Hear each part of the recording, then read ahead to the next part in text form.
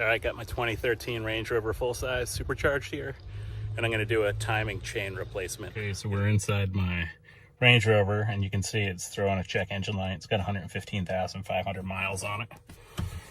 I got my scanner plugged in, and it is showing camshaft position sensor is the issue. I've changed out all the camshaft position sensors. It's definitely not. So, yeah. Basically saying timing's incorrect, timing chain, variable valve timing, check engine timing, blah, blah, blah, blah, blah. So, between the noise, the idle at the bottom end when it's cold and at low RPM, the idle is very erratic. The noises that we're hearing, now the check engine light with this, I'm definitely thinking it's the timing chain. They're known to be problematic in this car. You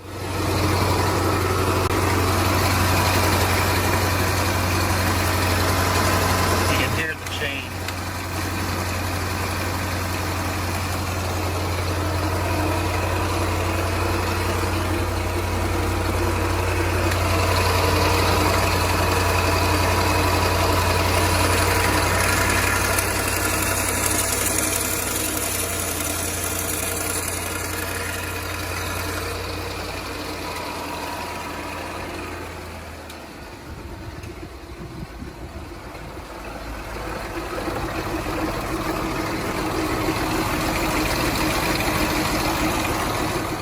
If you look in here, you can see the timing chain, and it's definitely, you can put your finger in there and push on it. It's not that tight. Got some parts in to do the timing from Atlantic British.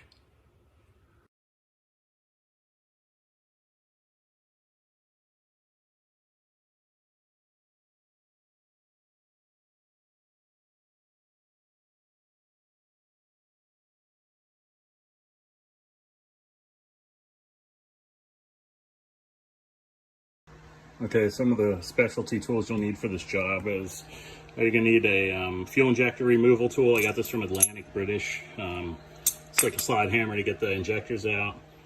I got this from Atlantic British. It's a crankshaft pulley remover.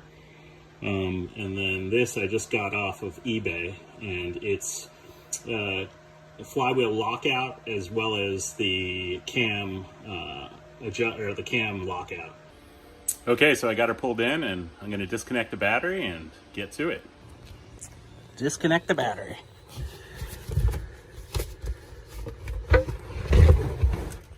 Probably taking the spare tire out.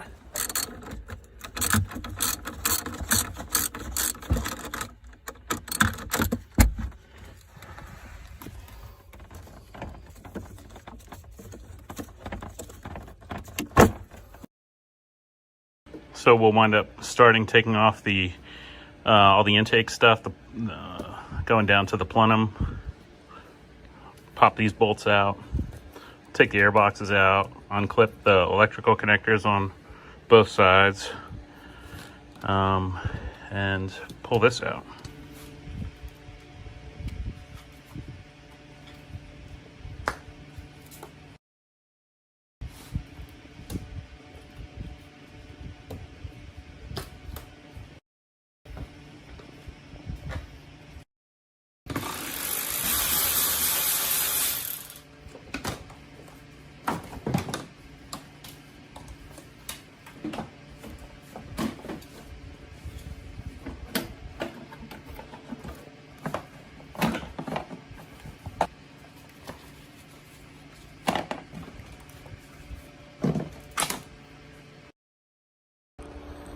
Then to get this off, there's a little hose that connects right here.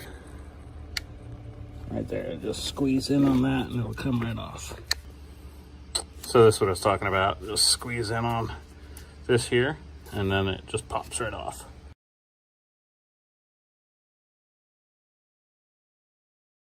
Okay, next I'm gonna pop the grill off because I know I gotta take the radiator out, the fan and all that, so I'm just gonna do it now while I'm right here.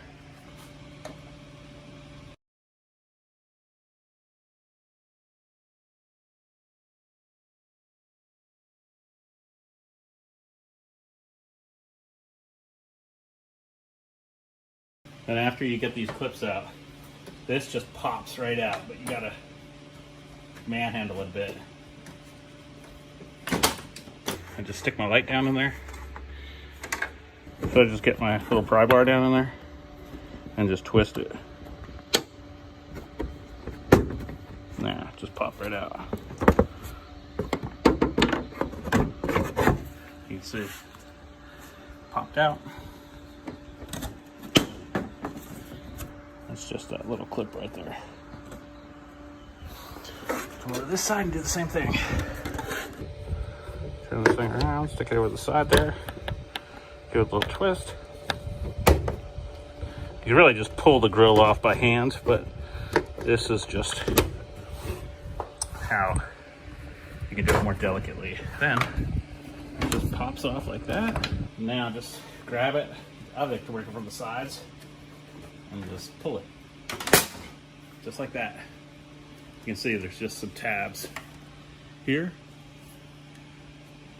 there, another one right here. Oops. And then this corner one.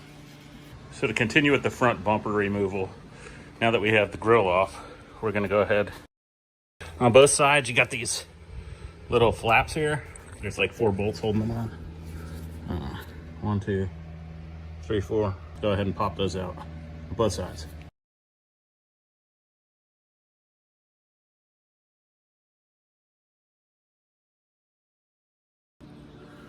And then 5 more on this side.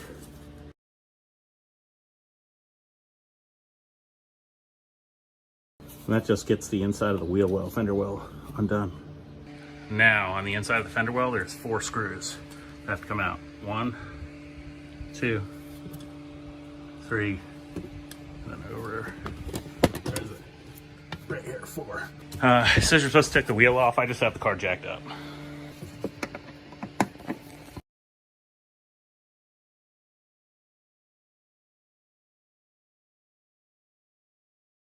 That one. So there's 2 screws, and then these are push pins.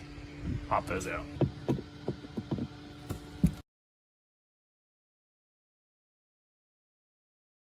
Okay, there's another push pin you got to pop out right there. Now the fender lender should want to come out. Just have to that kind of tucks into the inside of the bumper cover. So there we go. Just work it out.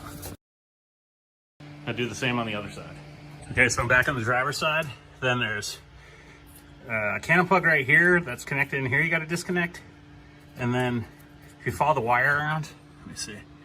There's another cannon plug right here. 2 wires. Okay, now come over to the passenger side. And there's these 2 lines here for fluid. Just disconnect them right here. Okay, just grab it, slide down on it. Here, pop, there it goes. What I'm gonna do is just put some blue tape on here to mark it, so, because there's 2 of them obviously. And then do the other one, slide down on it. It just popped, and now it should just pull right apart. There we go. Okay, now back to the top. There's 4 bolts, 1, 2, 3, 4. Just gonna pop those out, 8mm. Okay, back to the driver's side, inside wheel well. We're gonna pop that bolt out right there, that screw.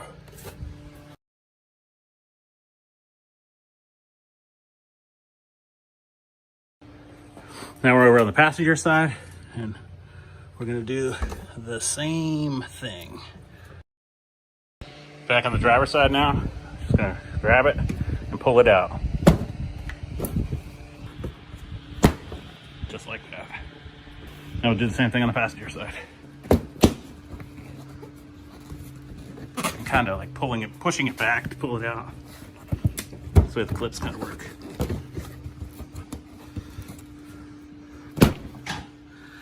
There. Okay, I'm underneath. There's 4 screws here. See, 1, 2, 3, 4. And then there's 2 in the center, 1 there, 1 there. So these are T30. 2 in here. Okay, so I have all those bolts out. You can see the bumper is loose now. Okay, so now I'm going to attempt to pull it off. A couple clips here.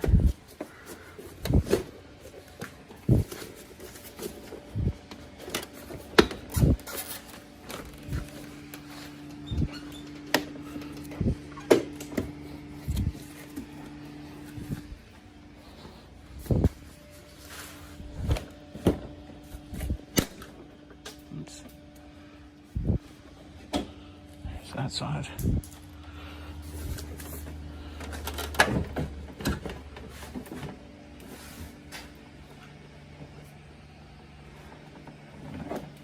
All right, we just got some wiring harnesses on the side to do.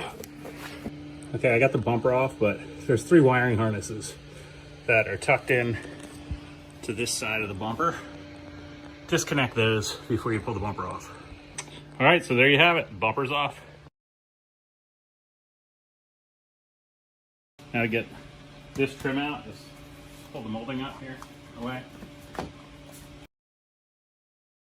Also, a little life hack, since you're gonna need light, I just put a little cargo strap across the hood, real nice and lightly, and then I just have my work light, and that way I can slide it from side to side and get the light where I need it, and it's up out of the way, so just in case you need to do it. Okay, next we'll start working on getting the fan out and clutch assembly. So just take this plastic piece. It slides off down there. It just slides into this here, slides out. Come over here, a little screw, and then that comes out. And before we take the fan clutch assembly out, there's a cannon plug over here. Slide it out and disconnect it. Real quick, there's just a little push there and it comes right off. So next we'll work on getting the fan clutch assembly out. This is a supercharged edition, so the thread's going to be left-handed as opposed to right-handed.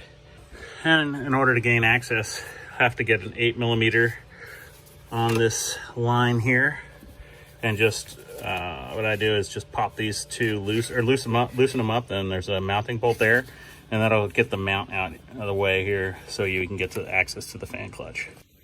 Okay, so I have an 8mm wrench. I'm just gonna hop on here and loosen it up.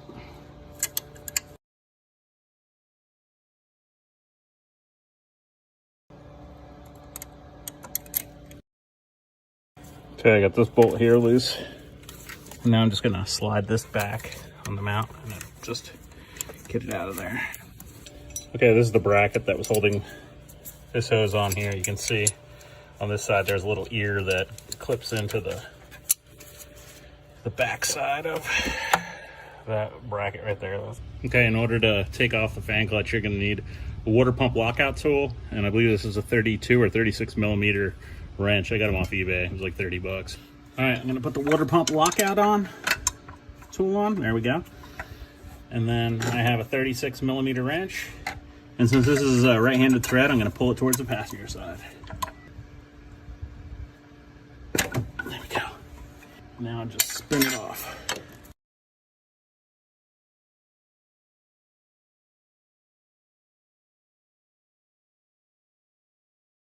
Okay, before you take the tensioner off, let's break the bolts loose on this pulley right here.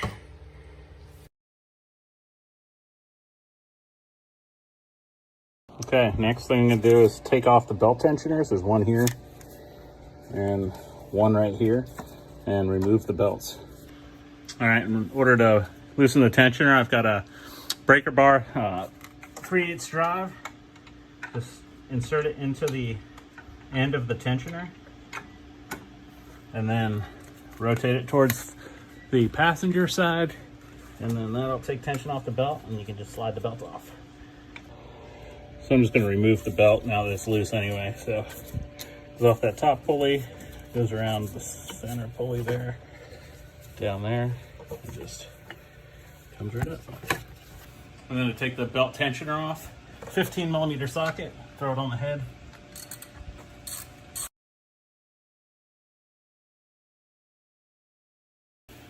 Oh, there you go, passenger side belt tensioner. Okay, next thing I'm going to start doing to make some room is disconnecting some of these crossover lines.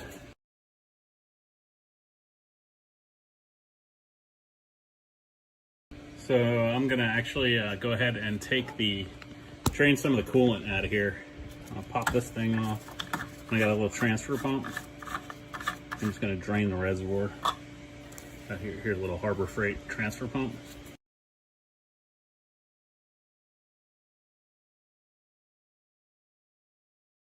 I'm gonna take this clamp off and this hose off.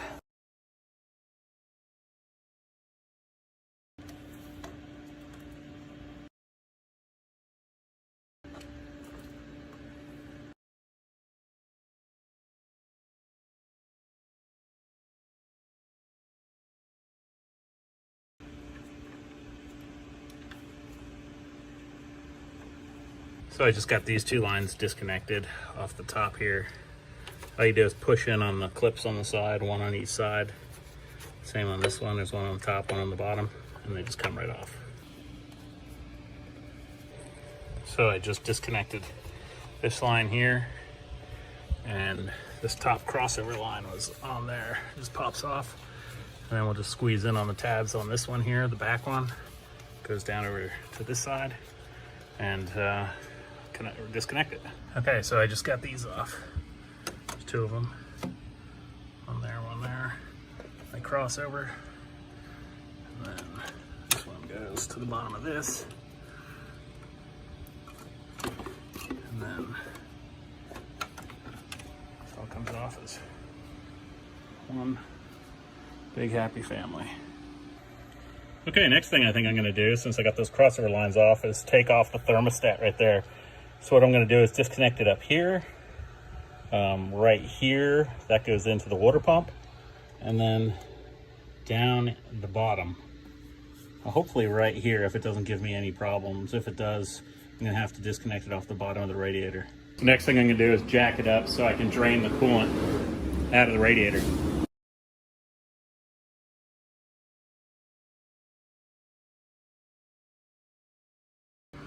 And then I'm going to also take out the bash guard, or take off.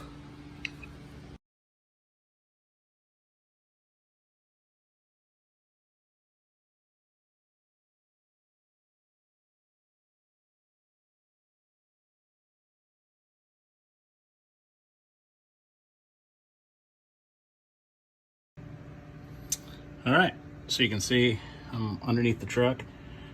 Here's obviously the front.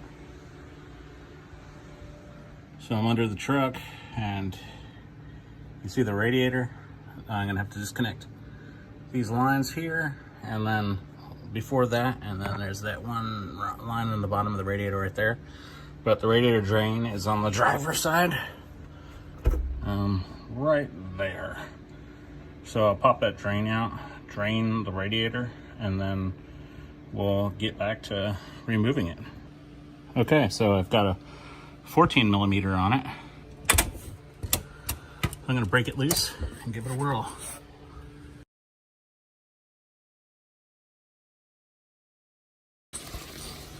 So I got the drain mount.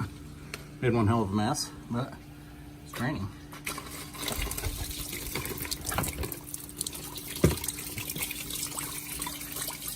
Okay, so I'm back on the top side, and now I'm gonna pull out the thermostat, which is right here. There is one bolt that retains it right there, you see? And yep, and then so I'm gonna take off this clip here, that clip, this one right here, and then hopefully that one right there. So let's get after it.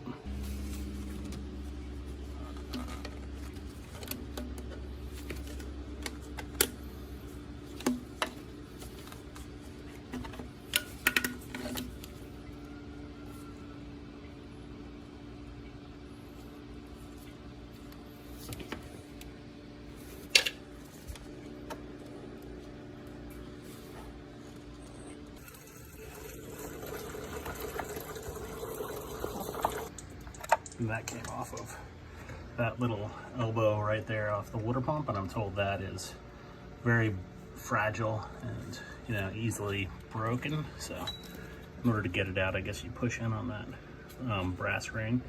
Next thing, I take this hose off here.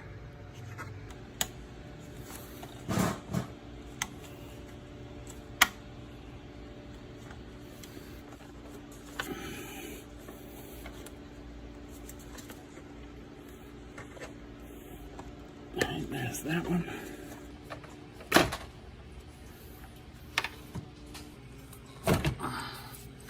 Finally. Now we'll try and disconnect it down there. This little electrical connector we got to get off. All right, just had to push in on that right there and it pops right off. Okay, I had to take the thermostat and kind of bend it over, and so I'm working on getting this bottom hose off right here. And I got the clamp moved out of the way, and I'm just gonna wiggle it, and got the hose off there. So there's just one more on the other side of this. We gotta get some of this stuff out of the way. And then right here, and I've got the hose clamp slid down. There we go. And so those two there go into the bottom of the thermostat. So next I'm just gonna disconnect this little line here. And then that goes over to the radiator side. Alright, so this just pulls straight out, don't twist it. It's got to flatten it, do not twist it. Now, just gonna pop this out. So to get this one out, I just took a little screwdriver and put it in here. And just help it out, there it goes. And then that comes off. Alright, next, go around the fan shroud. And you'll find stuff just kind of like, you know, clipped to it, attached to it. Go ahead and use pliers, or I have one of these little tools to pop the clips off.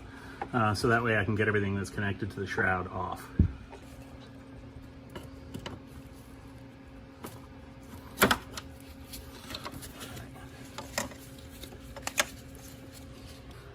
Okay, so trying to get the shroud off, obviously, and there's this. Let me see here. Well, first of all, this I'm just going to pop this hose clamp off here.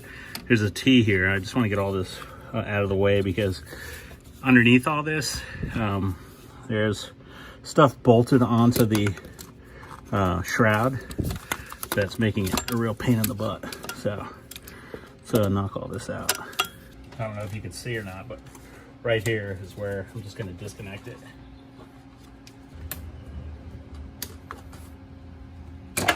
All right, so this is what I was working on right here. I just slid that hose clamp down, and there's a T right there. It's going to separate the bottom hose off of it.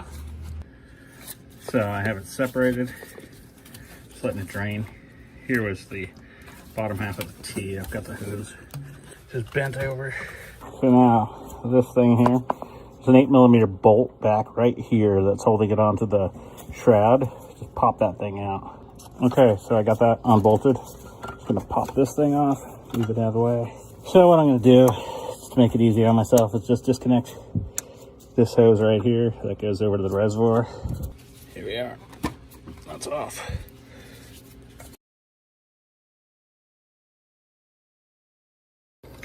You see cam plug right there. All right, just press on this metal bar right there and push it in and slide the cam plug off. You see that? This little guy can come out of here. Okay, next, to get this shroud out,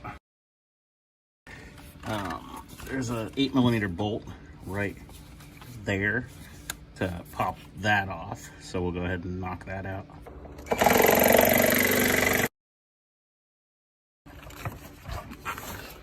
Off the shroud.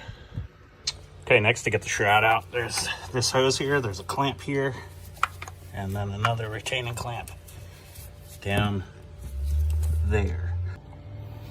Okay, so you can see this hose right here. I got the clip off there, and then there was another one right down here.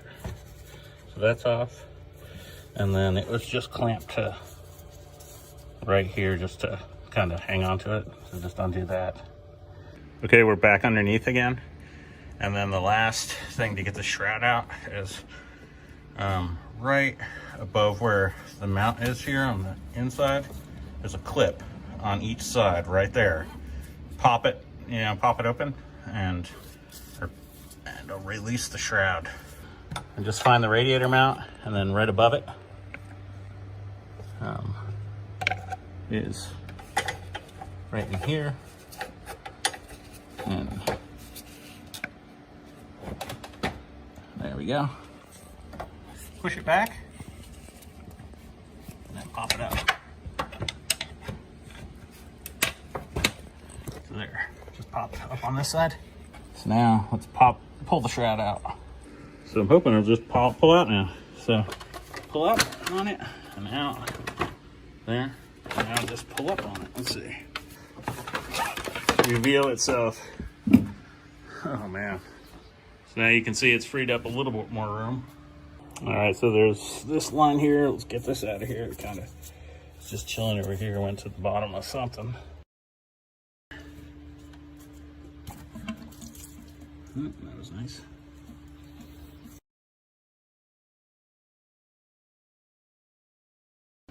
All right, let's remove these bolts.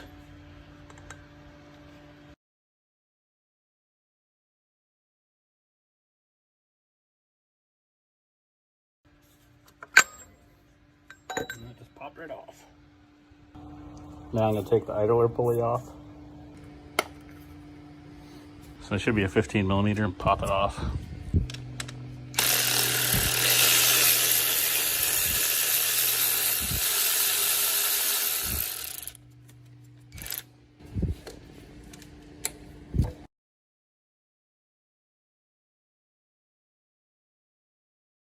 Okay, we're going to take the supercharger off. So we've already got, let's see, disconnect this here. And be careful of that. Got these disconnected, those disconnected. So I'm going to head and open the oil cap and remove the guard on this side.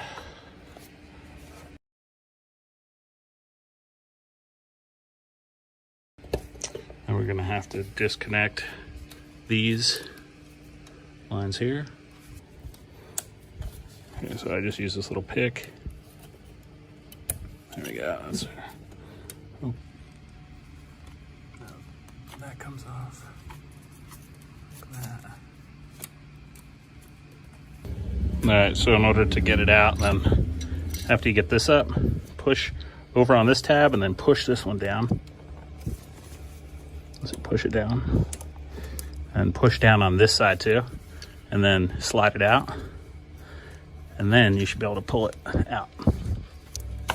Oops, there we go.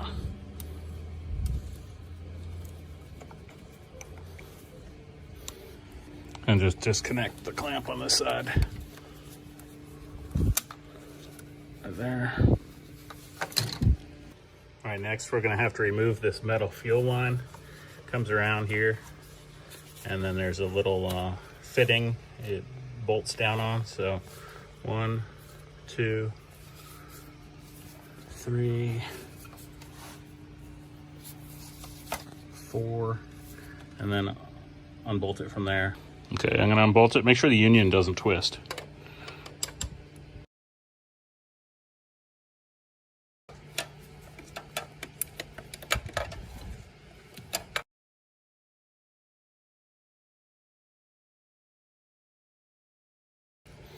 Now we'll take these off.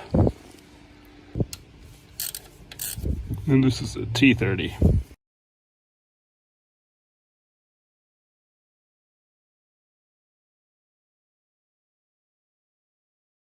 Got to pull out on the clips. Looks like such. And then just push down and pull it out. There we go.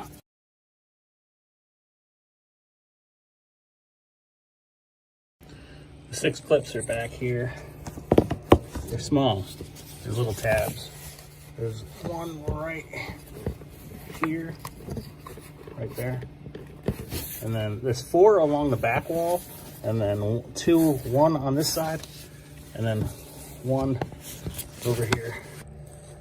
There's a tab. There's another tab right there. 1 right there.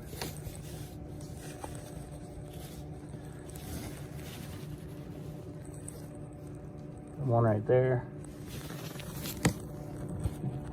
One right there. You get it. So there's 4 along the back wall, back there. One and then 1 on each side in the corner up front. Okay, when you get it unclipped, you can see it just moves up. And you can see what the clips look like. They're just little, like, you know, nothing too big and bad. You almost have to just kind of use a little brute force and pop them up, but that's how it'll be. All right, next, we're gonna take these 2 screws out. One right there, one right there. And it's a T30 Torx. So I got those 2 bolts out. That should open up like such. And then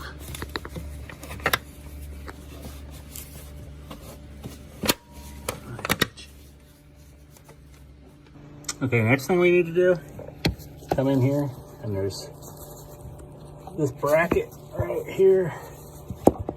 It's held on by this bolt, and then over on this side, that bolt. Pop those off, and then we're gonna take the bracket that's behind it, which you can see is held on by this Torx. Right there, there's 3 of them.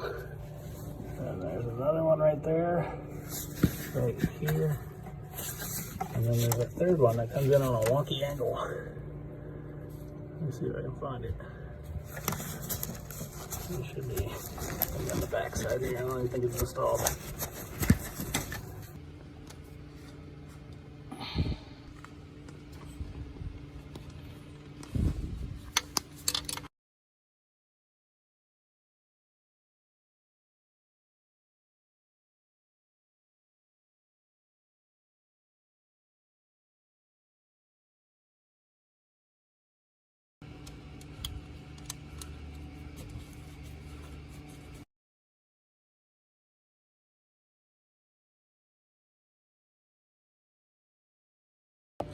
Now we're gonna take that one out and that one right there.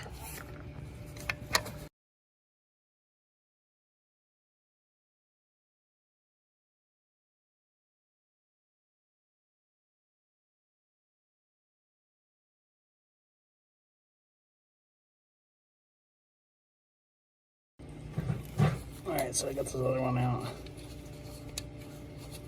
And then here's the bracket. So we're going to remove, there's 21 bolts around the outside, and then there's these 4 on the lid here that will pop out.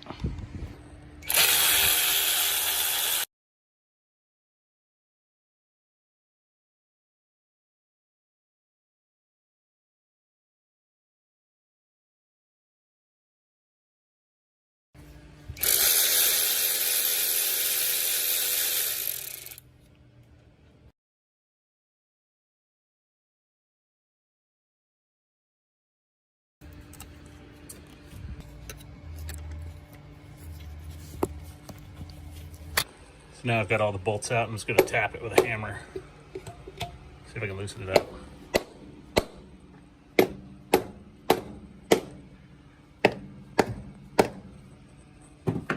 And let's get the top off.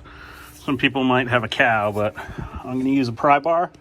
And then you can see right here, there's a little standoff. So I'm going to be going underneath right here, but I'm not going to be marring the surface where the seal is. So just going to wiggle it. There we go.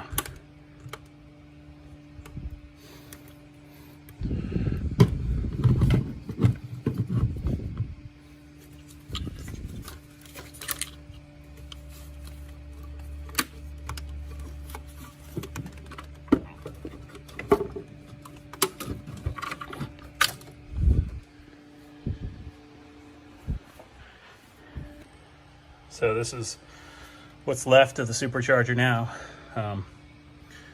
We got the top off of it, and now it's bolted down for the intake manifold. Okay, so next we're gonna take this plug off here. There we go.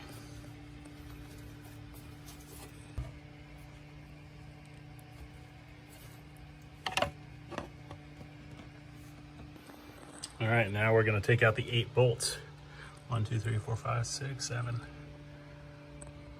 8.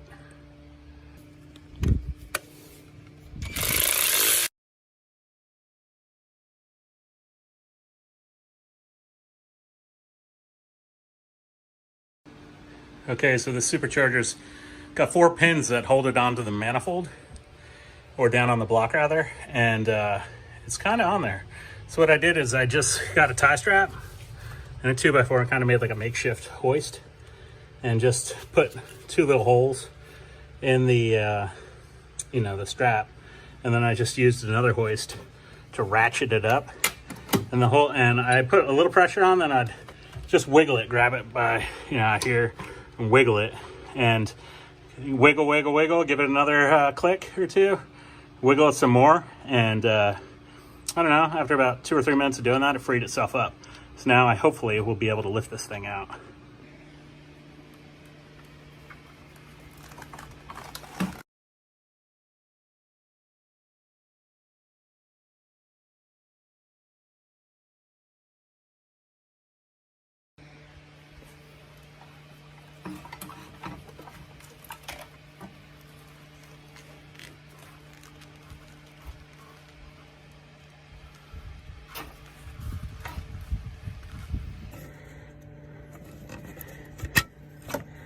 Yeah.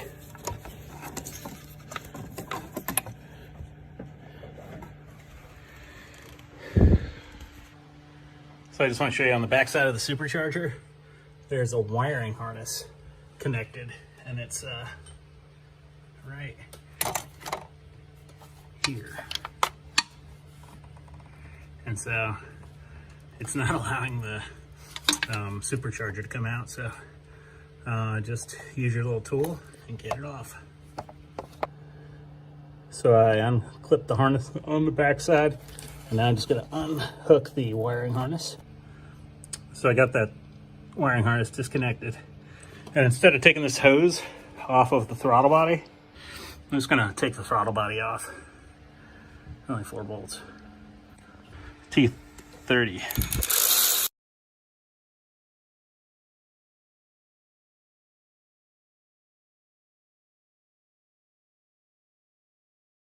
All right, got it unbolted. Just gonna drop it down. There's a gasket on the back, obviously. Just sit it right there for now. Guys, I'm having all this fun because I missed a bolt when I was taking off all that stuff back here. There's this little bracket right here, and it's held on. Let's see. It's held on by a bolt right there. Little T30 Torques, and it's got wiring harnesses and everything on it, so you can see it's right here, just down. So that one needs to come out, obviously. This corner over here, there's a cannon plug that connects right there. So if you come straight to this bolt here and down, you'll find a cannon plug in there. I don't think it would be very hard to get to it with it still installed. You might have to do it like the way I'm having it, but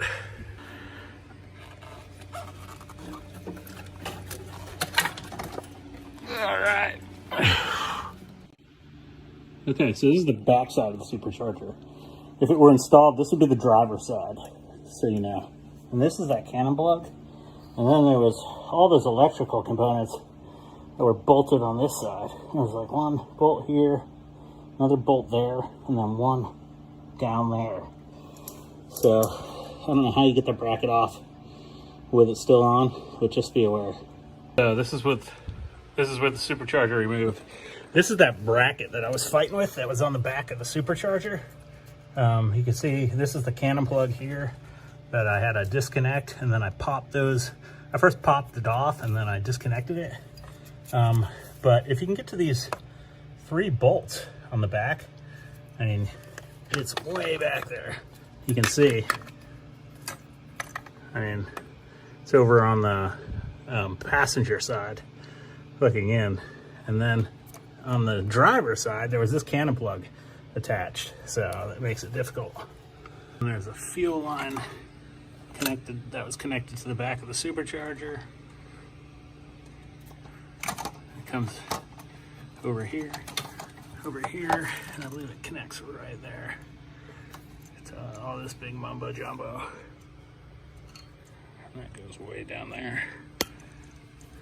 This connects right over here. Right there. So we'll take this out. It goes underneath that. And then comes out. And then you have this fuel line. Connects over here. Goes underneath that. And then connected to the line right there. There it is. It's a cannon plug on it. I'll just disconnect it and take that out of here. This line here connects to the back of the valve cover right there. So let's disconnect it. Just line out, just push on that clamp and pull out. You can see it's one of those kind of connectors. So there you have it. This line here, same kind of connector, connects right back there. Just push and pop it out. All right, just got that disconnected. Push it out. Now, just goes right over like that. So now we got this big old conglomerate of line connects to this right at the passenger side firewall.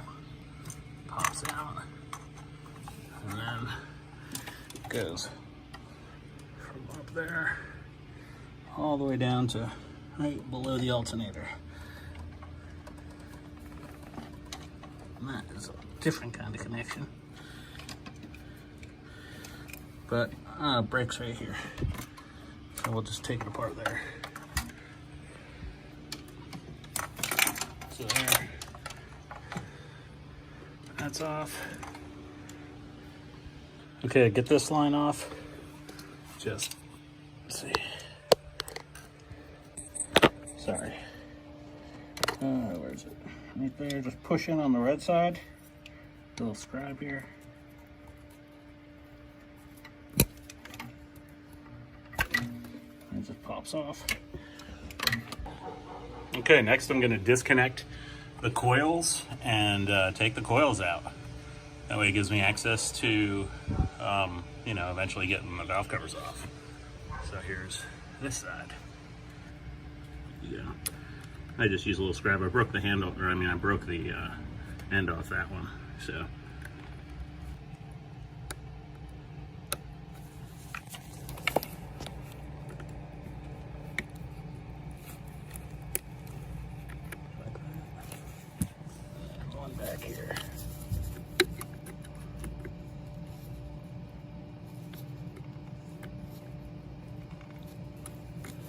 Sweet.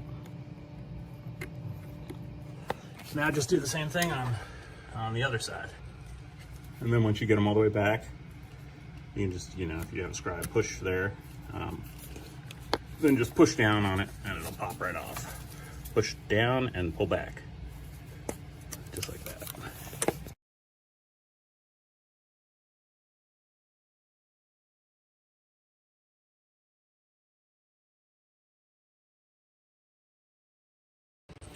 Okay, I disconnected both sides. Next, depending on which side you're on, you can either unbolt the coil.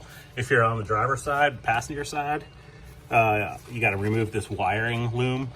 So just pull out on the tab and then lift up.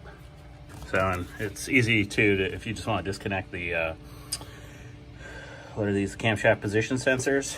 And I forget what that is right there. Okay, so I labeled these. So this is the inlet side of the cam. Disconnect that. I just don't know, the wires are about the same length, but I go to a reassemble. I just want to make sure I get it on the right one. And then I put an E for the exhaust side. Pop that off, and then these are the camshaft position sensors. One of them's shorter, so that's easy for the top. The longer one wire for the lower one, so that's pretty self-explanatory.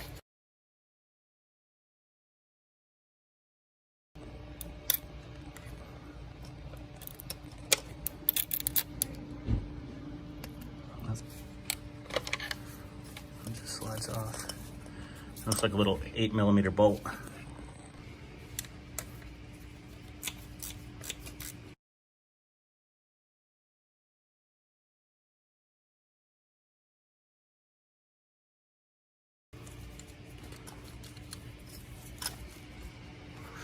All right, got all that out. And now you can see this is so much easier and looser. So when you pull this clip outboard, kind of pull the rail, pull it out, because they get stuck back there for whatever reason. They won't lift up, so there we go. And in order to get these clips off the fuel injectors, I just use a little pick, and you'll see that it splits right there. Oh shit, come on. Just get the pick in between, spread it apart, and then kind of just pull it up. That disengages it. You can see how that is right there. It's a little tiny. There.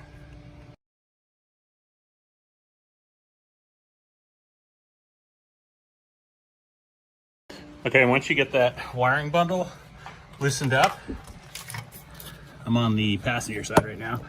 On the back side, there's a little, let's see if I can show you. On the fuel rail, right down in here, there's a one cannon plug, and then right below it there's a little ground wire on the valve cover. And there's also a retaining clip for the wiring bundle that needs to be popped off. That's right back there. Kind of holds this wiring bundle real tight. Okay, one thing you can do to help yourself out is get this coolant line here. It goes back to a quick disconnect there. And then this one here, out of your way, it goes back to a quick disconnect on top right there. So just pop them out, and there's one, and we'll just pop that long one out, and that should help matters out.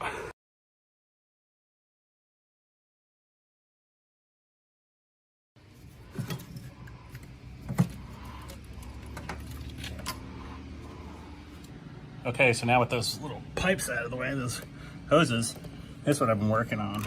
There's, off the back of the loom here, there's this harness or this wire that comes down right here, and it was connected right there to the back. I just disconnected it with, the clip. I took the clip off right there. But there's also one more clip and then a small little ground wire that's connected. So let's see, I'll see if I can show it to you. So I got the one cannon plug off the back of the fuel rail that was right there. I had to use a little screwdriver, put it on the front side of the clip there to push that yellow part out because it was kind of stuck. Then you just push down like a typical clip or wire connector to get it out. And then let's see. So down, you can see this ground wire right there. Just got to take off, and there might be a clip holding that on, so it's right below that electrical connector. So the best way I can find is just get it with one of these little ratcheting wrenches, 8mm.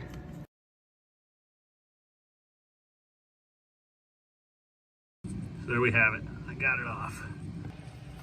Okay, with all that disconnected, I'm able to get this wire loom up out of the way. Now we'll do the same to the driver's side. I already have everything disconnected off the cam timing plate. So we'll just pull this loom off all the way back, and if I run into anything fishy, I'll let you know. Okay, on the driver's side, the trick to getting this loom off is these tabs here. Just put a screwdriver in and push it away, push it down. And even like up in here where it's tucked up in, if you just push it down out of the way, it'll pop out. And the driver's side wiring harness, so it came down over here. It has this cannon plug that connected to the bottom of the, I believe this is the one that went to the bottom of the circulating pump for the filter, or for the coolant. So this one's loose now and out of the way. Now we can start working on getting the coils out and the valve cover, or the fuel rail and the injectors.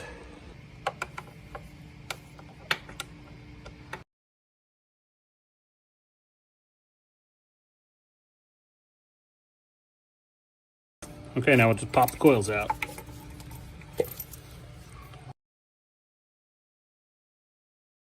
Now do the same to the driver's side.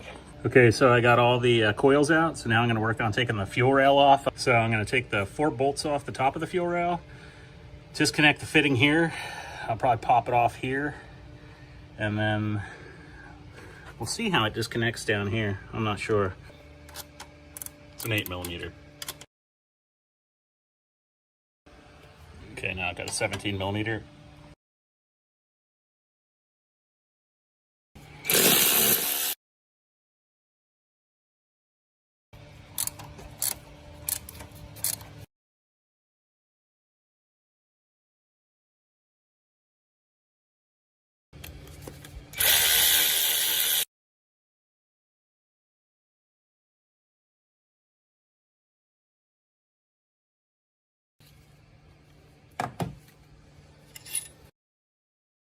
Just grab it and manhandle it up, well, easily. So just grab it here and just pulled it up, and the fuel rail came off the injectors. We'll get this backside. Just like it. Okay, and here's what you get with the fuel rail out. Now do the same thing to the driver's side. Okay, these are in here tight, so I have a little tire iron, a pry bar. I got a Harbor Freight. So what I'm gonna do is just, I put a little, obviously a rag in between the valve cover. I'm just gonna wiggle and give it a little persuasion.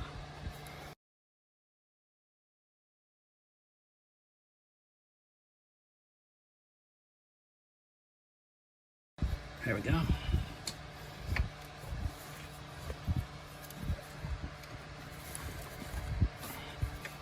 Oh, there we go.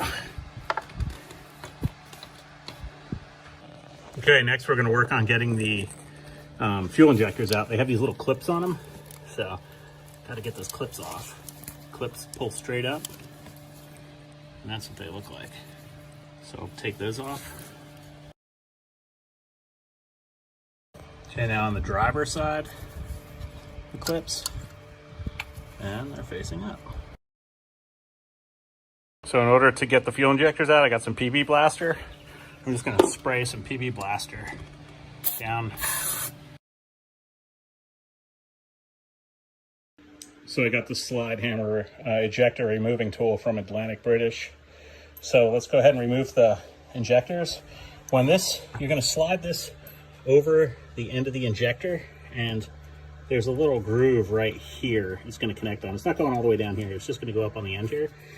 And when this is locked in the full position, that's going to be all the way down. So let's put it on and pop this out.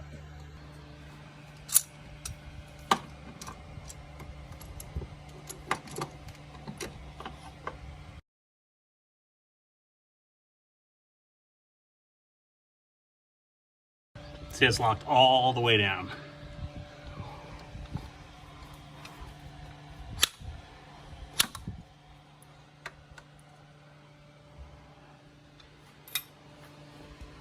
Just like that, it comes out. So, and that's with the help of a little PB Blaster. These are the original injectors. The car has 125,000 miles on it. So I'm on the second injector on the passenger side, and you can see I've got it all the way engaged on that pin. I imagine that's pretty important. That way it really locks in around the injector. So what I do is kind of just wiggle this tool down and slide the collar down over the collet area, and just get that all the way engaged. And then you can hang on to that and use the slide hammer to pop that out. So I just got the second one out. I probably had a hammer on that, you know, slide that thing about 20 times. And kind of just, every time you hit it, this would loosen up a little bit and wiggle a little more. Just kind of try and hold it straight. you know, in the center, and you know, then just kind of start tapping and it'll come out. It's not hard. All right, got all the fuel injectors out on the passenger side. Took me about a half hour. Now I'm gonna go over and start working on the driver's side. All right, I have the fuel injectors out of both sides. This side was the same as the passenger side. The main thing is just, it took about a half hour to get off this side, half hour on the other side. The main thing is just make sure that the tool is slid all the way down on the fuel injector. I didn't have any problems, but I know it's because I made sure every one of them, it was all the way down. So otherwise you're gonna run the risk of this tool slipping off and rounding the corners, and it's gonna be a problem. So just make sure you have that tool all the way down. Okay, so next we'll work on getting the rest of this fuel line off. There appears to be some little Allen bolt holding it on right there. And then it goes down, down, down. And that little bolt down there is T40.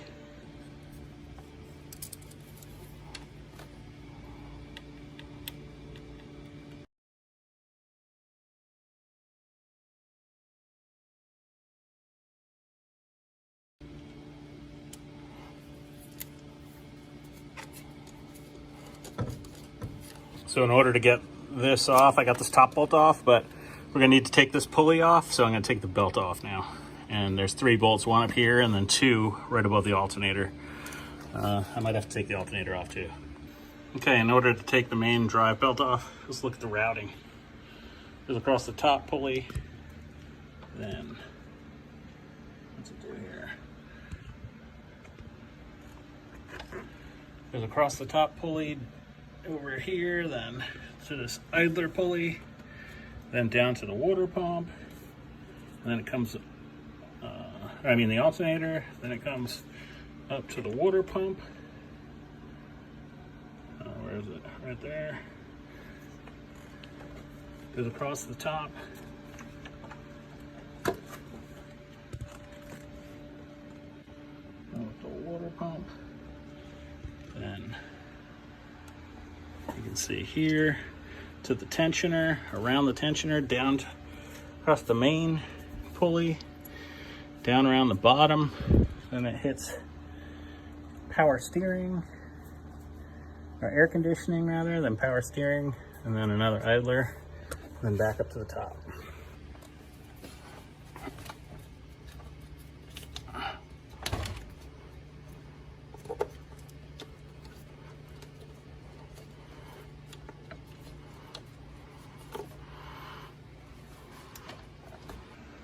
Now come over here, take the belt off all this. There we go. And it exposes this pulley here that we got to take off. 1 bolt on the top, and then so you can see barely see the 2 bolts on the bottom. So in order to get the bottom bolts in this pulley, you have to take the alternator out. All right, so I got a 13mm wrench on the back of the alternator here. Remember to disconnect, have the power, it should have been long disconnected to go, but make sure it's not connected now, because as soon as you touch this positive, and if you hit the side of the frame here, you will effectively weld your wrench right to the frame and shock the shit out of yourself. So make sure you have that disconnected. So I'm gonna go ahead and finish unscrewing the back here, the connector. Okay, you can see the wiring harness for the voltage regulator. I'm just gonna go ahead and unplug that. All right, there. So I'm gonna start with this top 13mm bolt right there, and then work my way around.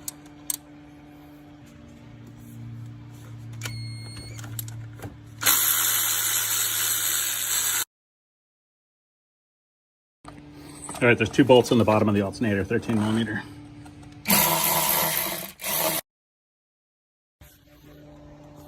So I got the alternator loose, and it appears that I can get on the bottom pulley bolt with it loose, and that's a 10mm bolt.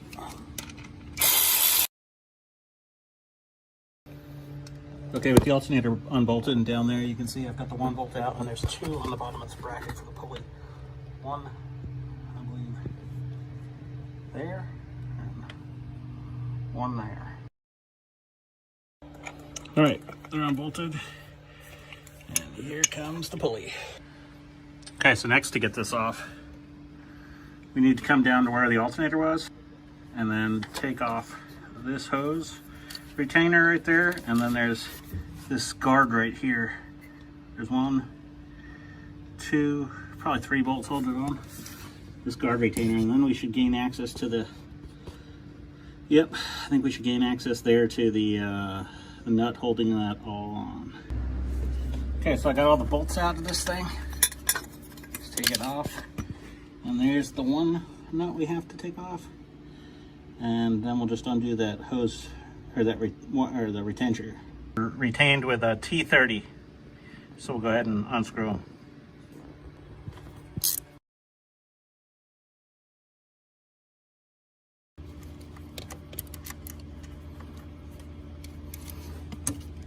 Okay, with a 17mm, just break this guy loose.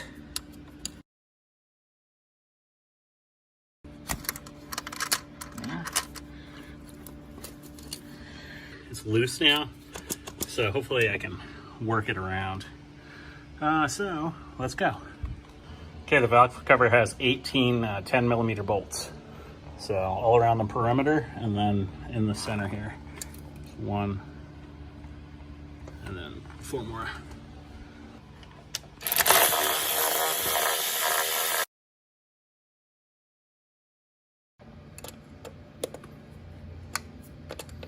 I just picked this up and slid it over the bolt here. Obviously I undid the bolt and then put it back on. When taking these 18 valve cover bolts off, there's one like this here and then on the back side. So I just used an open end. I didn't have a deep, it's a 10mm bolt. I didn't have a deep well 10mm, so unscrewed that all the way out, and then I did the same, gotta do the same to that one right, where's it? There. All right, we got those 18 bolts off. Just for fun, I took the center one out here. All the rest kind of just stay in there, but I you wiggle it, it comes loose.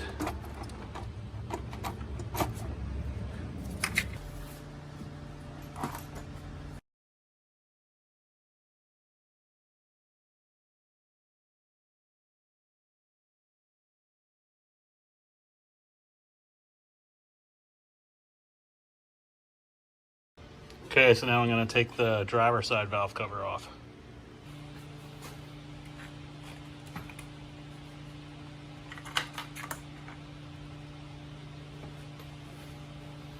All right.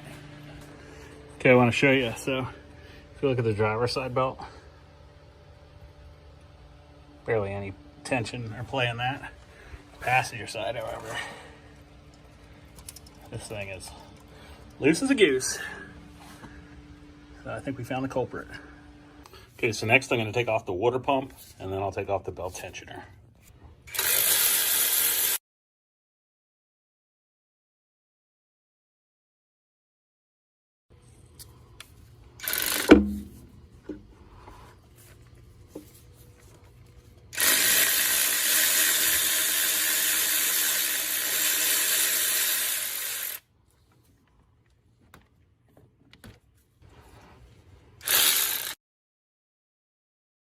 Now we'll take the water pump off.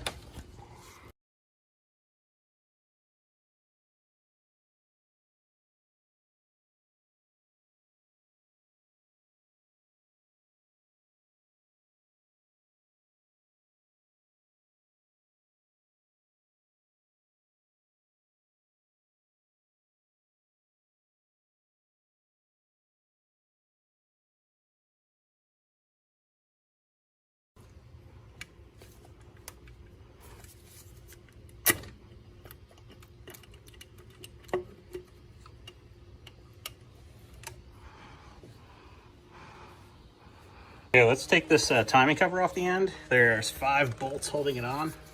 1, they're T32, 3, 4, right here, and then the 5th one's down here.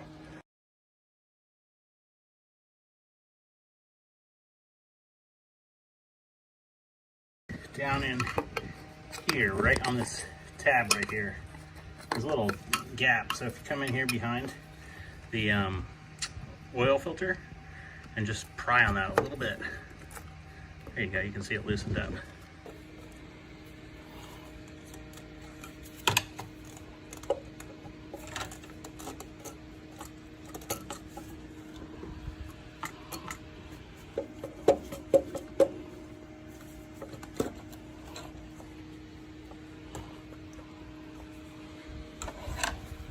There's a guide pin right there in the middle of the screen that engages this. There's also one right there.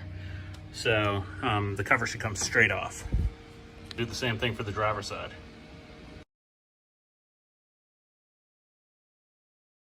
This has to come off just like the other one, so kind of straight out because it's got pins.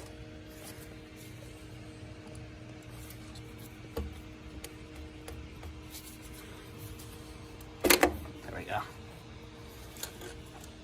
All right, so we got the timing covers off, and last but not least, main pulley and bottom timing cover.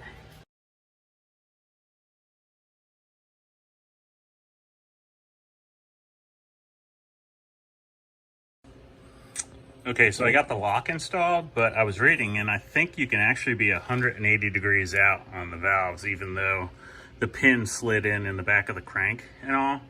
So when I was looking at the manual, you can see the bolts on the VVIs are, let's see, they're opposite there, telling me that they are probably in the wrong position.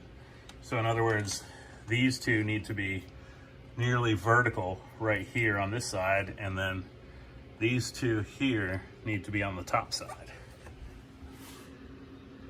So I'm gonna just spin it and see if that helps. So remember, only rotate it clockwise.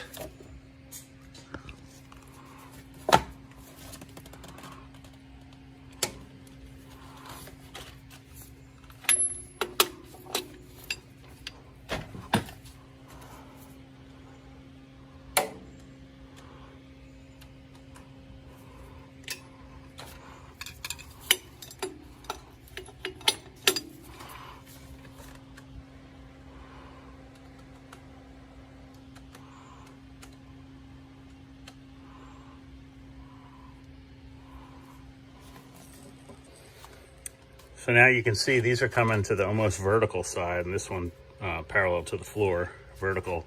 And I'm getting a timing mark here, and there is a timing mark that is coming up right there. And then on the passenger side, I'm now getting the timing mark here, and there should be one possibly over there. So now when I come over to the passenger side, you can see that I now actually do have a timing mark up here visible. There's one on the chain as well. And this is all the old chain and variators and stuff. And then I have one right there. So that makes me happy. And if you look, this timing mark is dead on the tooth, but this one is off here. So that tells me that the intake manifold on the passenger side cam has jumped time. So I don't know if it's slipped or what, but I'm gonna go put the lock in the back and see how far it's off. And now to show you, kind of just as I suspected, if you look at the cam there, you can see how it's clocked, it's way off.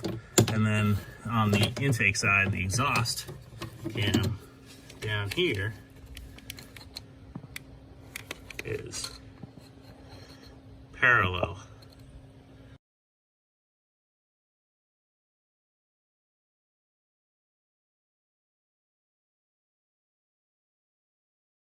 All right, so we got the timing covers off, and last but not least, main pulley and bottom timing cover.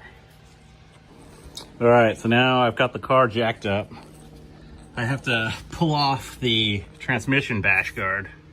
There's 10 bolts that hold it on. I believe they're 10 millimeter. So we'll get this off.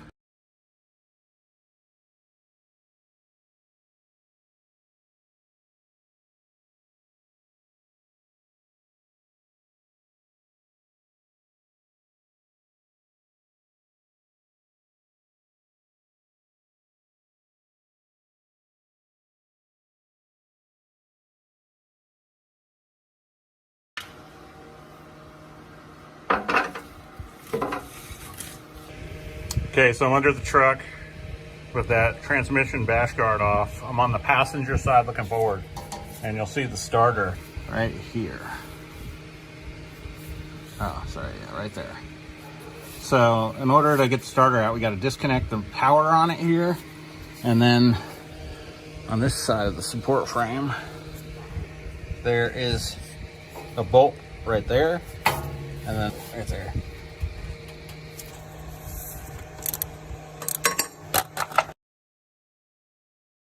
Got that top 13 millimeter bolt out, and now I'm just doing the bottom one.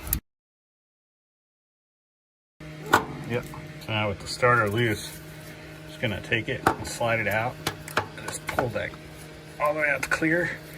And I'm just gonna set it right over here.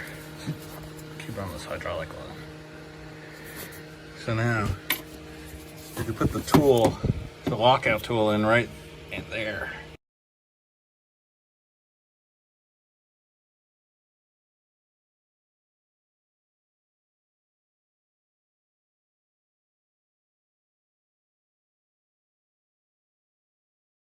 So now we'll come to one of our specialty tools here and get out the flywheel lockout tool, and we'll go in and insert this down where the starter was just removed. Okay, so I've got the starter out.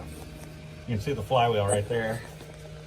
And then here is the lockout tool. So the lockout tool is just gonna go and just slide it in. I'm gonna show you where the flywheel position sensor is. So I'm back under. Here's the starter right here. And if you just come over, here's the flywheel position sensor.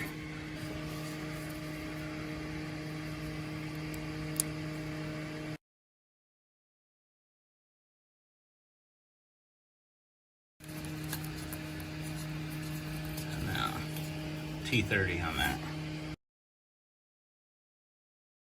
There's the sensor. Okay, so I want to show you. I got the extension handle here on the crank, and I've turned it, and I've just got it into position where I can put this crankshaft or flywheel lockout tool in. Okay, so you can see I've got it in, and it's finger tight. So let's get this tool on to undo the pulley. So I noticed there's a mark on the pulley, and when I checked it, that's actually where the keyway is too. So if your pulley has a mark on it, go ahead and make sure it's down at the 6 o'clock position. So take the pulley off. We're going to take the bolt off at 3 o'clock and the bolt off at 9 o'clock, and then we'll bolt our tool on. And also, if you can see, this is a number 12 bolt right there. So we'll make sure we take it off accordingly. And this is a T50 Torques. So now it's time to use the specialty tool. So we're gonna grab these long bolts, and that. Now we'll take the tool and put it in.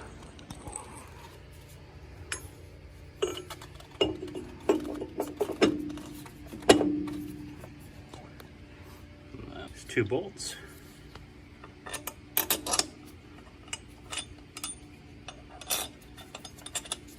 A 5/8 socket. Just snug it up.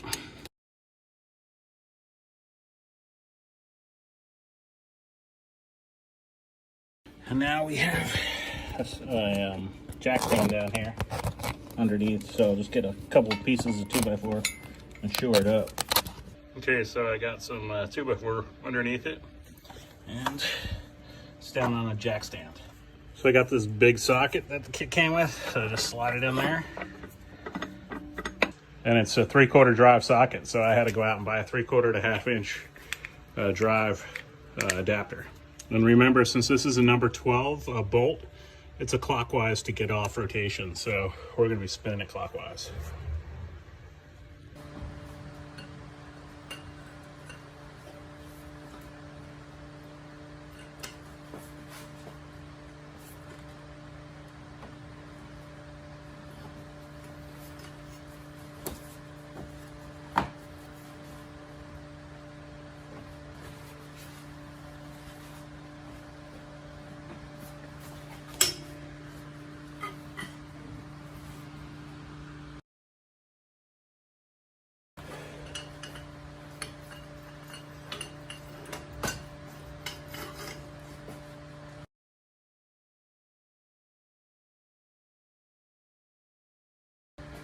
So as you can see, I used the jack handle, and that was from full dead tight. I hadn't loosened it before.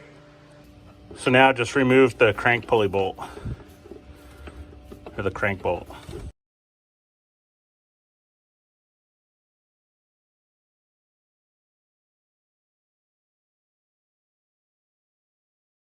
So then I'm gonna take the tool off, and I'm gonna take 2 more bolts out.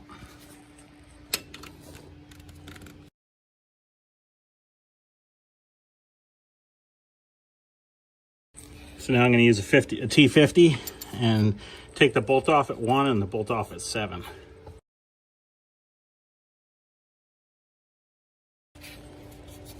Now take the nut or the bolt out. Then come over to the kit, get the threaded rod, the larger diameter thread, screw into the crank.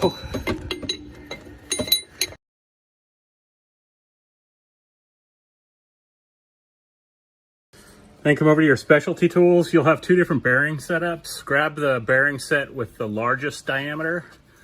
Grab your arbor. And grab this tool here. And then we're going to screw it onto the crank bolt that we just put on.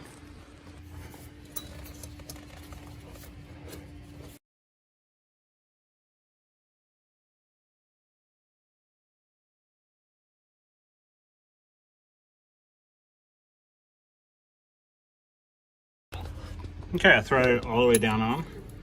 And now we'll go get some bolts and bolt it on.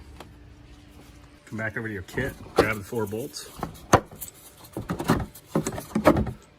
And screw them in.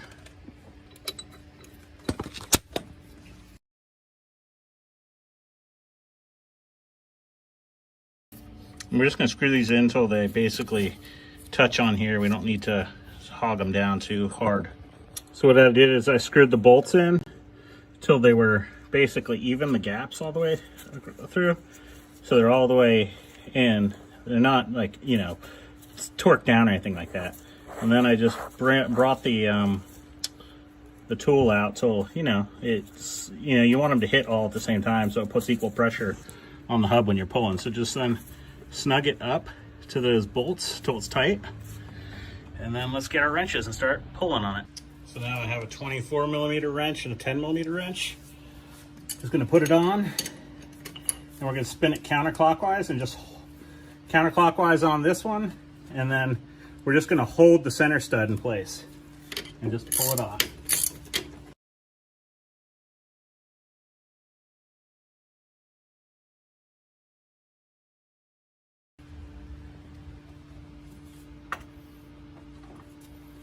Now you can just unscrew it.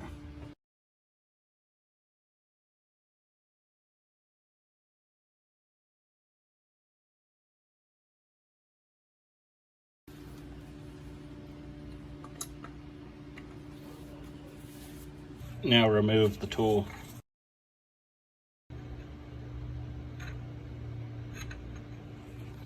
So now my plan is, before I take the bottom timing cover off, I'm just going to put a rag in here and a rag here, and I'm just going to scrape all the RTV off on both sides. That way, you know, it'll keep it more clean before I start taking covers off and exposing the bottom side of the motor.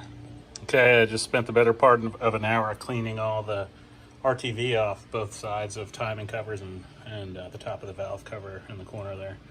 Now, let's go ahead and take the last cover off, the timing cover.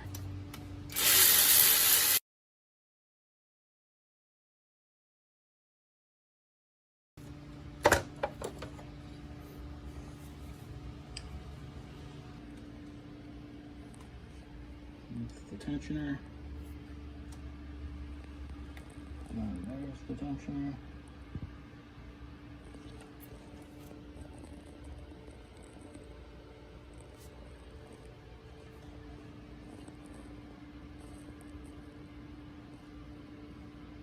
All right, I finally got all the motor apart so I can start fixing the timing chains.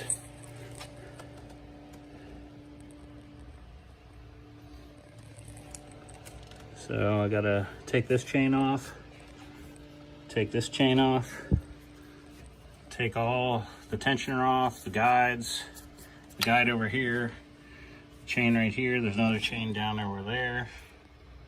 Gotta take this chain off, this guide, the tensioner, the oil filler. So now I've got this kit, I'm gonna install the valve intake and exhaust lockouts. And I've already got the pin in for the flywheel. And the lockout for the starter isn't long enough, so let me show you how to put these in. So you're gonna want to identify these, there's a left one and a right one. So how you know is the one where there's a lot of travel in it, that goes to the intake manifold, and then that goes to the exhaust manifold. And the way you want to position it is, see that the one side's flush on this side, and this side has the tab sticking out on both. That goes into the back of the cam. So the lips face, the side with the lips, have that facing forward, and make sure that the one with the big notch in it goes to the inside, to the intake manifold. So I'll show you on the car. All right, guys, so now we're about to put this camshaft lock in on both sides. There's one thing that's imperative that we need to do beforehand, and that's use an inspection mirror and look at the back side of the cams. And when you look in, you will see this marking on, there'll be 2 marks on the camshaft, on all the cams on the back side. There'll be a mark with 3 numbers, and then there'll be a square looking mark, like you see here, that just has like a block or a barcode looking thing. It's imperative that when you put this all back, or you put the locks in and everything, get ready to time it up, that these marks are in this position that you see here, where the numbers are on the top side of the cam, so the cam's spun with these numbers facing up, and then that square block looking thing that you see in this picture is on the bottom side of the cam, closest to the block. On all 4 cams, intakes and exhausts on both banks, this is the way it needs to look. So otherwise you can actually time the motor with the cams 180 degrees out. And I did this, and I'm making this video afterhand because I had to rip it all back apart because I missed this step. So it's imperative, guys, make sure that before you put the cam locks on and that these numbers, these markings are in the right position. Also, you're going to obviously have the flywheel lockout tool in, so the flywheel is going to be in the correct position. So that lock will be in, the cam locks will be in, and now, the VVIs you'll be putting back on with the timing chains and the marks, which you'll see ahead. So, and the toolkit comes with a little adapter that you'll pull the VVIs off, the 3 bolts on each camshaft with the VVI gears, you'll pull those off, and then if you have to spin these, there's a little round disc-looking adapter that just bolts on with 3 bolts onto the end of the camshaft, and it has a little tiny, or not a little, it's got a 3/8 drive, a 3/8 drive engagement in it, where you can put a breaker bar or a socket on, or a ratchet rather, and then you can kind of wiggle the camshaft, or you can spin it 180 degrees if you need to, but to just get the lock in, because the slot on the back can kind of be cocked a little bit. So what I did is you put the tool on the end of the camshaft with a little breaker bar, and then as you're tightening up the cam lock, just wiggle the breaker bar so it'll rock the cam, and then you're tightening it, and you can kind of rock all of that play out so that the cam no longer, it'll find center that way on all cams. So you know, it's very helpful. So that way all the slots and the cam locks are completely, you know, flat and locked out with the little screws. So you'll see it in this video coming up. But yeah, so you're gonna, no matter what, have to pull off all the VVIs to get the timing chains off and all that, and then get everything, you know, cleaned up and watch the video and keep on going. All right, let's get back to it. So if you see the back side of the camshaft has a slot in it, that on both sides, the slot is going to go into, or these tabs are going to go into the slot. And then what's going to happen is you'll want to put some slack in both sides, bring it up. This part right here, the big fat part, I mean the bottom, that's actually going to sit on the block back here. And then these are going to pull up and go into the camshaft. I guess they could go either way. But the way it makes sense, the way I've seen it, is you're going to put them in. Let's see. So this one, you can see kind of just slid into that one there. There we go. So slide it in and then pull up on this. So it pushes this block down into the block. Oops, shit. So, you know what I'm saying? So this tab will pull up, pushing this block down, pressure into there, and essentially it'll lock the camshaft out parallel. So I'm gonna go ahead and put it in, and then I'll film it. So I'm having a heck of a time getting this one in. The exhaust side is in, but the intake side, this, because it's out of time with this belt, this camshaft is actually turned a little too much, so, or it's out of time obviously with the exhaust side. So what I'm gonna have to do to get it in is, I'm gonna have to check. I think I have to, let's look on, see how it looks here. I have to spin it one way or the other.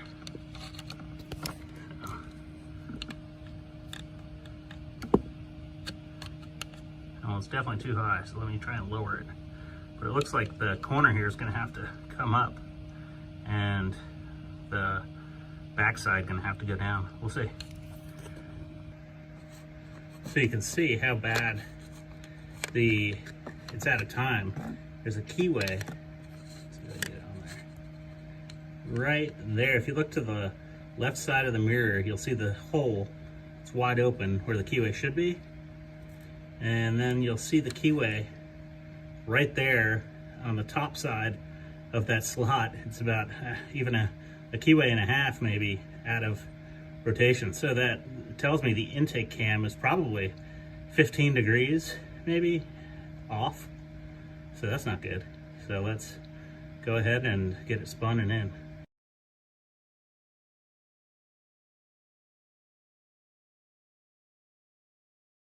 So in order to get this cam properly locked out, I've got to twist it back till it's about in that position, and that'll get me able to put that lock in.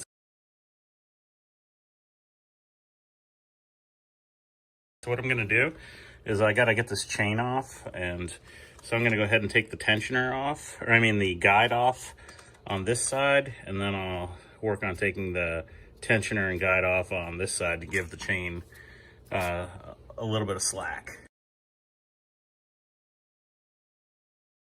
What I'm actually going to do is put a rag down here because I don't want anything going down in the oil pan.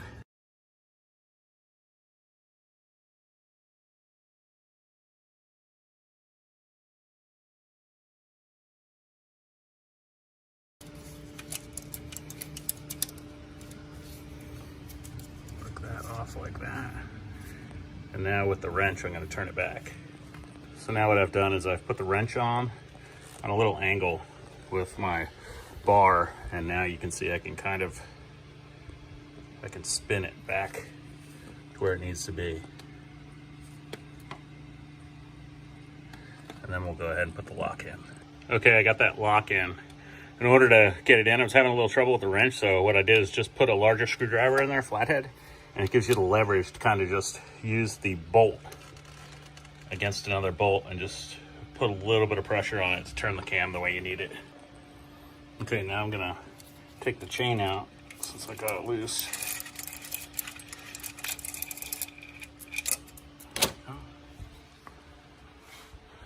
And now I will take the tensioner off and also the guide on that side. Okay, to get the tensioner off, the guide, it looks like there's just 2 bolts on the tensioner down there, and then 1 bolt on the guide up on this end. So these are T30. This bolt here is T50.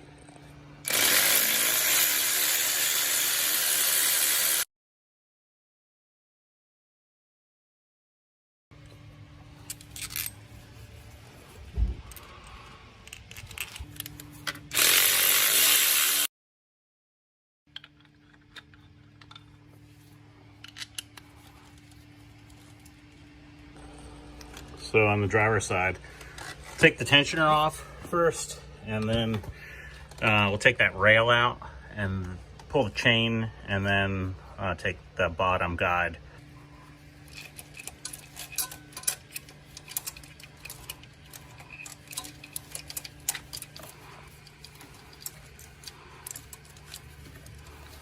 Okay, in order to get the chain out, now you can take the variators off.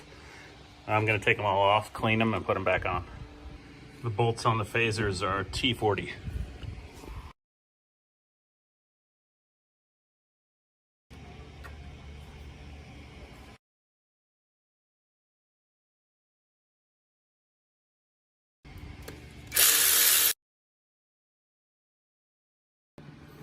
So one thing I want to point out with these phasers is you can see they're marked. This one has an INT for intake, and then that one has a EXH for exhaust. So it does matter, the orientation, when you put them on. Okay, so I got all these, I got this kit from Atlantic British. Comes with just about everything you need to do the timing chains. The only thing I had to buy, I'm surprised it wasn't in there, is the crank bolt, because it is a one-time use bolt. It's weird they didn't include that in their kit. But it comes with everything except the crank bolt, and mine's also supercharged, so I'm gonna need a couple extra gaskets. I'll need the gasket for where the supercharger sits on top of the supercharger gasket, and the lid for the supercharger gasket, as well as I need a gasket for the throttle body, because I took the throttle body off as well. Another thing it didn't come with that I had to order was the fuel injector rebuild, basically, kits, because after you pop the fuel injectors out, you need to put new Teflon seals on them. You need new clips.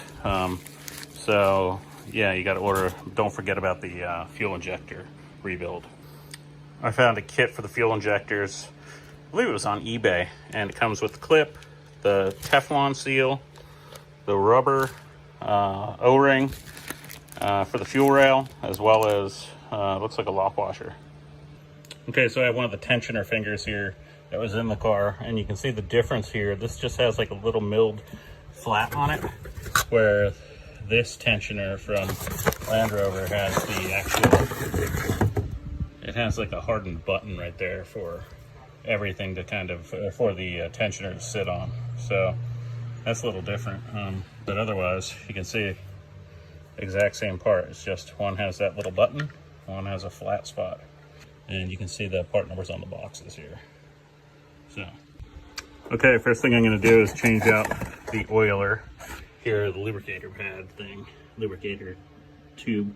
I'll just pop that out and put the new one in, and then we'll put the chains in. Then I will go ahead and put the phasers or the variators on, and then the guide and tensioner. So it's going to be a T30. So I just want to point out, with those chains being loose, this is the old oiler, and look at the ends, how yeah, well, let me show you the new one. And this is the new one. You can see there's actually holes there for the lubrication to come out, where this one here, it's basically been beat into submission, and I doubt any lubrication was coming out on the one side. Actually, yeah, and that would be the chain going up to the passenger bank. So yeah, who knows? But yeah, that's definitely not good. I'm just gonna take the new one and slide it in.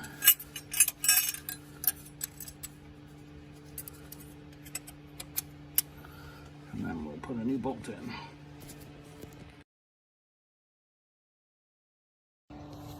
And then in order to get this in here properly, I'm just gonna install one of these bolts back in here just for the tensioner. Just so the alignment will be right.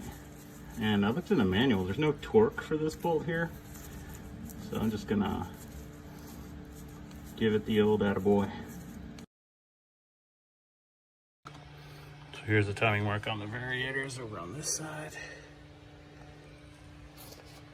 Just so I know when I put them back on.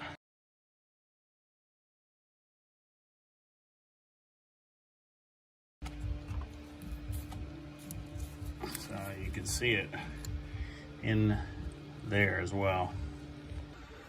It's ironic that the other side, that side that had the oiler working properly, that wasn't all dicked up, didn't have sludge like this on the variator screws. So, wow, it's interesting. I can only imagine what the sludge and stuff probably is in the valves. I'm definitely going to have to run it and do an oil change after maybe 500 miles. So I got them all cleaned up. I'm going to start putting them back on. I just have it finger tight right now.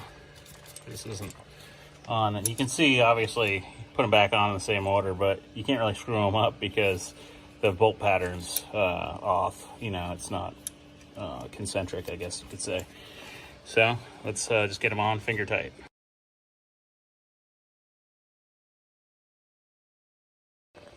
So next I'm going to put the new guide in the bottom side here, and then I'll put the tensioner in on this side. You can see this is all loose. So I have the new guides here. You can see they're different part numbers, so just make sure you put the right one on the right side. I also have new guide bolts here, 6 of them, so replace those as well.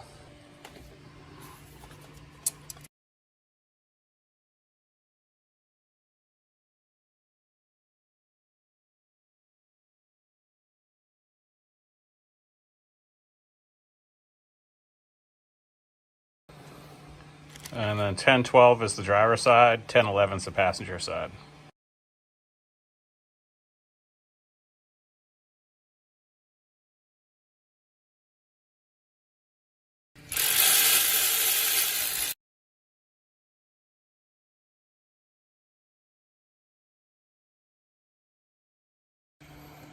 And the tensioner guides are both the same part number, so we'll install them now. And here's the replacement bolt.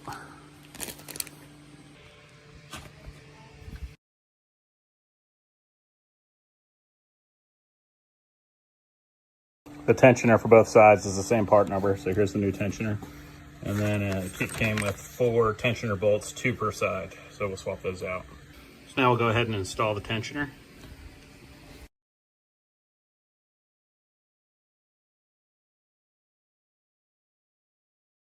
Last bolt.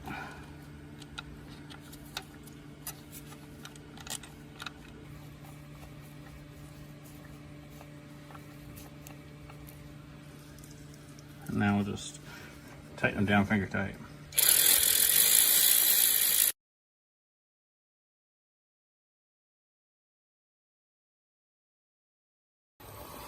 Okay, so what I'm going to do is I have a zip tie. I'm going to zip tie the top of this tensioner bracket to the chain here to pull all of the slack down, so that way when we eventually pull the pin there, all the slack's on the tensioner side.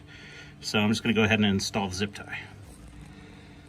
But the slack is all right in here, so when the tensioner pin comes out, you'll be able to definitely see that there's room for it to come. And then down here the chain is on the tensioner, and then our marks are just about spot on.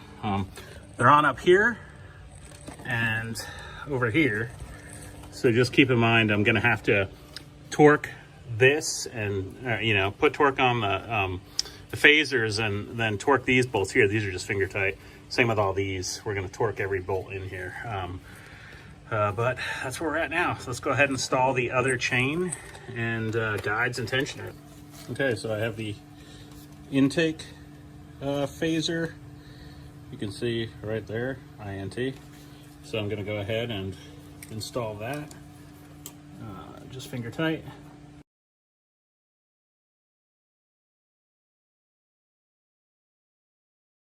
Okay, now we have the exhaust phaser. Slap that on.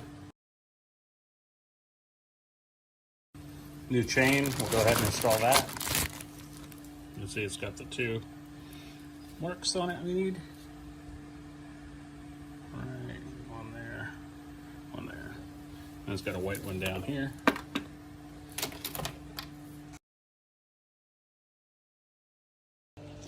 Okay, you can see the timing chain is aligned with the marks.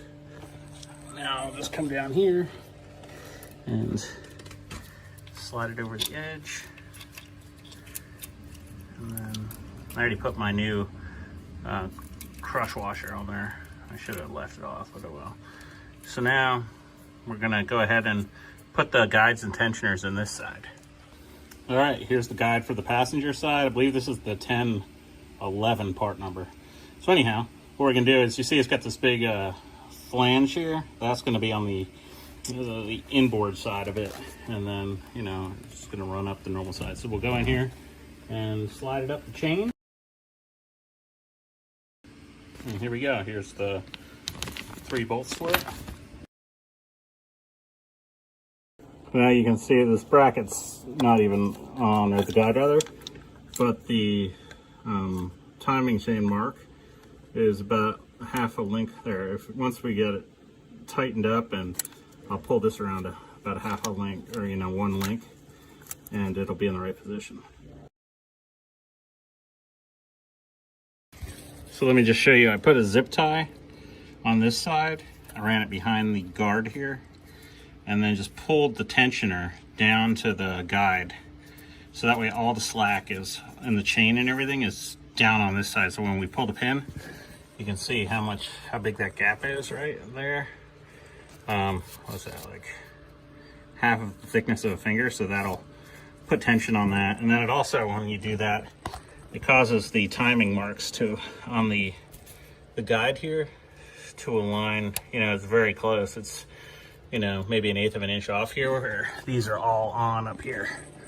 So it's exactly how we want it. So we're gonna do the same thing on this side too. Here's the passenger side guide. Passenger side replacement bolt. We will slide it in under the chain and just make sure that the big end goes to the outboard side, or the big hole rather. All right, there it's in. Let's take the new bolt.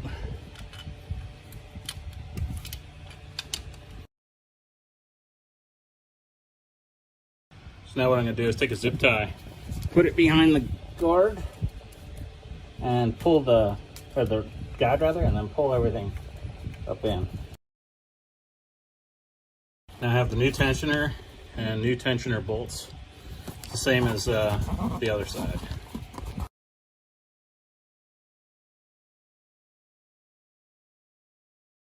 Okay, so let's start torquing. This one goes to 25 Newton meters. So I have my wrench set to 25, and let's torque.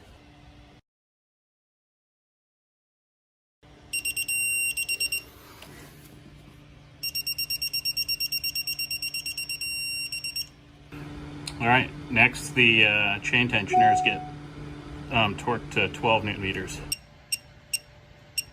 12.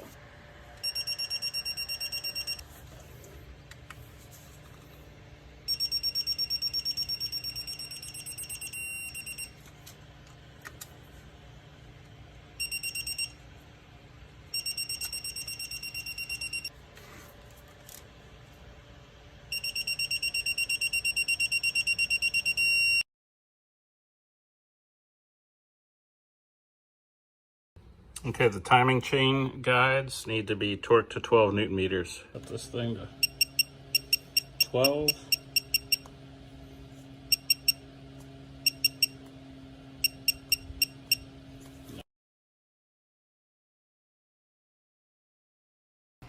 Okay, now we're at the part where we're gonna pull the pin. So what we need to do is put positive pressure, it says down on the back side, in between the tensioner and the guide, just to tighten the chain, and then pull the pin, and we should hear a click.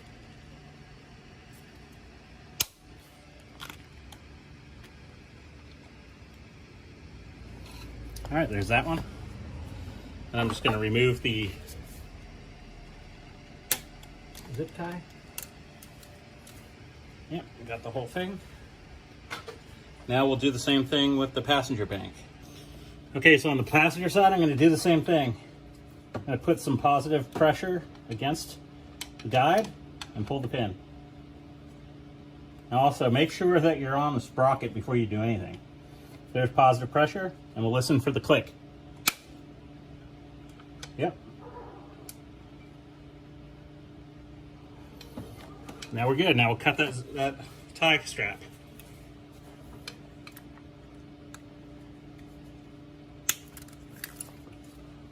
Okay, next, using this specialty tool, we're going to need to put the proper preload onto the variators and then also torque the bolts that hold them on. So on the driver's side bank, the torque will be applied to the inlet cam, and when we torque the passenger side bank, we'll be putting the pressure, the preload onto the exhaust cam. So first step, if you haven't done so already, this oil fill tube there, or the drain tube, I should say, there's a bolt right there, needs to be removed. So now this is loose. Okay, so now we're going to use the specialty tool, and we're going to torque the inlet cam on the driver's side, and then we're going to tighten the variator bolts. So we're going to torque it to 35 Newton meters, and while we're torquing that to 35 Newton meters, we're going to hold torque on that, and then come and torque the variator bolts to 32 Newton meters. And it says up here in a special note, this is for the bank, I think it's bank 1, well, it's the driver's side in the US. Make sure to tighten the exhaust VVT bolts first. So we're going to tighten the exhaust, and then we'll go up to the inlet while we're tightening. All right, so here's the specialty tool. Let's insert it. We're going to have to move this pretty far out of the way to get the specialty tool behind it. And then it'll come up into the teeth here. There we go. It's inserted properly. Check it out. You can see that we have a, oops, we're in a tooth right there, right here. And then this is out of the way. It's not going to bound on anything. So we're going to torque 35 Newton meters this way. And then we're going to come down here right off the bat and torque these to 32 while we're holding pressure on that at 35.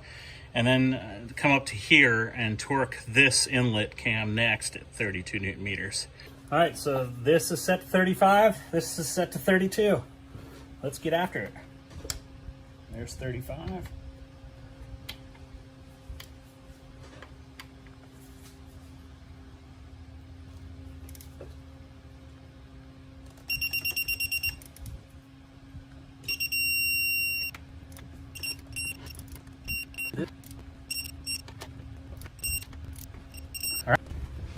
Okay, next we will torque the oil fill tube to 10 Newton meters.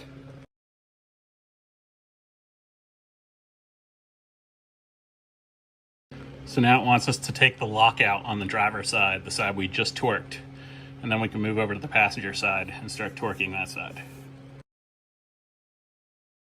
Okay, so now on the passenger side, we'll go to the exhaust cam, torque it to 35, and then we'll do the same. We'll torque those 6 bolts to 32, but you can see with the note, it says make sure to tighten the inlet phaser unit bolts first, and then the exhaust.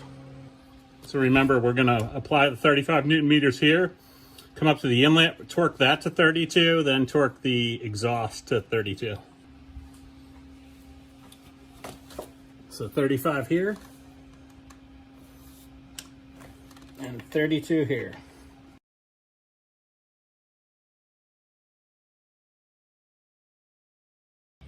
Next step is to remove the lock. Okay, next we need to install the crankshaft bolt, and so that way we can spin the motor over. I put a little piece of cardboard in here. It says to use a M16 washer so we don't damage the crankshaft. I don't have one. Next thing we need to do is get under the car and remove the flywheel lockout tool. All right, so we're gonna remove the flywheel lockout tool, which is right there. All right, take the flywheel lockout tool out. Now let's go up front and spin it over 2 revolutions. Okay, so we remove the specialty tool. Now it's rotate the engine 2 complete turns clockwise. Then it'll say to go ahead and put that back in, install the specialty tool, and then it says if the special tools cannot be installed, the timing chain installation steps must be repeated. So it'll want us to try and put the cam locks back in. Install the special tools, repeat everything. So, all right, let's turn the motor, put the flywheel lockout back in, and then try and put the cam shaft, the cam lockouts in. And if they fit and the timing lines match up, we're good. Remember, we can only rotate the motor clockwise. And also, before we rotate it, look, our timing marks are all on the money. Our one down here is, let's see, there we go, pretty close. It's like a pin out, but it's all good. That one's on, that one's on, and then this one here, it's the same, got a pin out.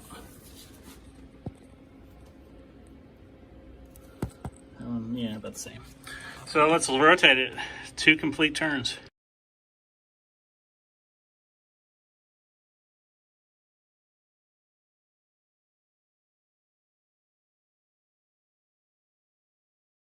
All right, got the cam lockout tool. Guess what? It goes in. Goes in on that side. Let's try the driver's side. And the tool goes in on the driver's side, no problem. So we're in time. So now with the lock installed, you're gonna have to get on here with a breaker bar, and when I say lock, the flywheel lock underneath, I put it back in, and then just get this bolt out, the crank bolt. Okay, now with the plastic scraper down here, make sure it's free of any RTV and anything like that. Get it clean with a plastic scraper, and then we're gonna, after it's all nice and clean, the first thing goes back on is the timing cover down here.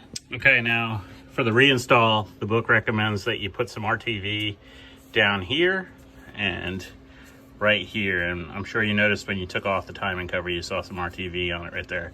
It also recommends you put a brand new timing cover on. I'm gonna just reinstall the old one. I cleaned it up, it looks okay. So I did run down to the local AutoZone and I picked up some Permatex high temp RTV, and I'm just gonna throw some on. Also, there's a sequence for putting the timing cover on.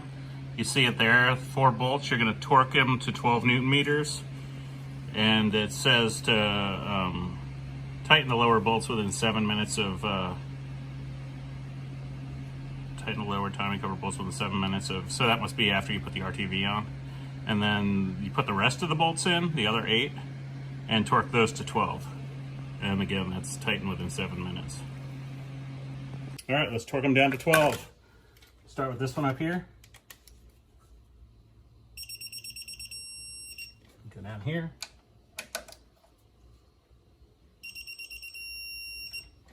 Come up here.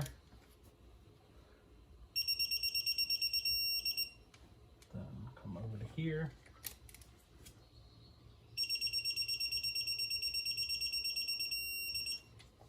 And we do all the rest.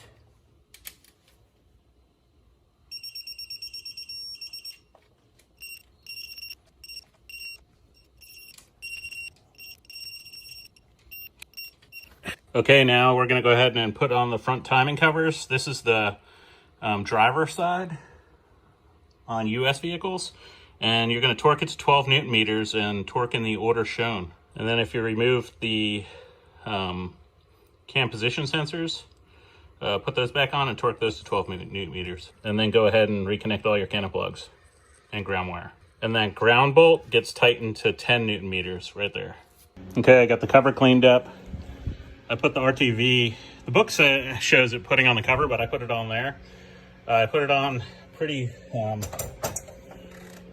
heavily. Remember, there's a pin here and a pin down here, so when you slide the cover on, make sure those pins line up. So let's do it. And also the bolts that are going to go in get torqued to 12 Newton meters.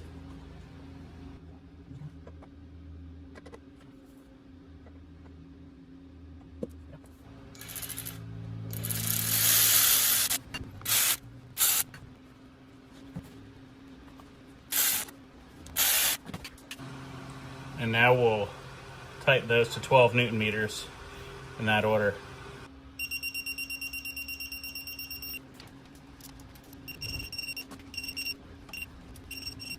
What I'm going to do next is go ahead and put the passenger side timing cover on. And for that, it'll be torqued to 12 Newton meters. You can see right there. And that's the order. Okay, I got the RTV on. Remember, there's pins here.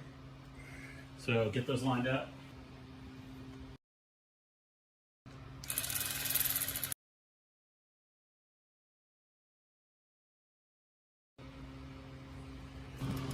And for that, it'll be torqued to 12 Newton meters.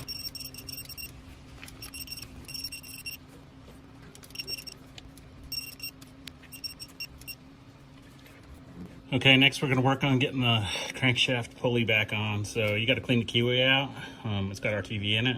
And then you're going to have to replace the RTV in the keyway on the pulley itself. So the book says to apply RTV sealant to the crankshaft pulley keyway, make sure the RTV sealant is applied 2mm diameter bead.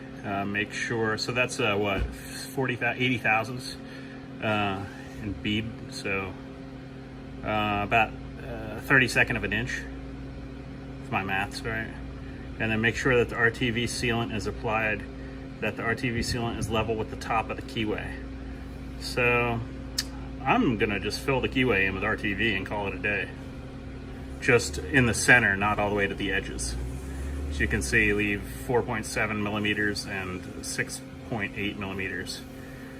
So do the math. Been using this rubber scraper I got from Harbor Freight for all the cleaning of the RTV, and no different on the keyway in here. All right, so you can see I got some RTV in there. I just left it away from the edges. Oh, that side's a little bit closer to the edge, but guess what? It's sliding in this way, so it's gonna force all the RTV that way anyway. So let's go ahead and slide the pulley on. To help it along, I put a little motor oil on my finger and just slid it on the inside there. Hopefully that'll help. I'm going to install that specialty tool and this with the bolts that came with the kit. Once you get that bolted on, find the bearing set that goes on that arbor on the other side of the nut. Put that right there. Then just put it on there. And this is going to go on and thread onto the rod that we have installed right there.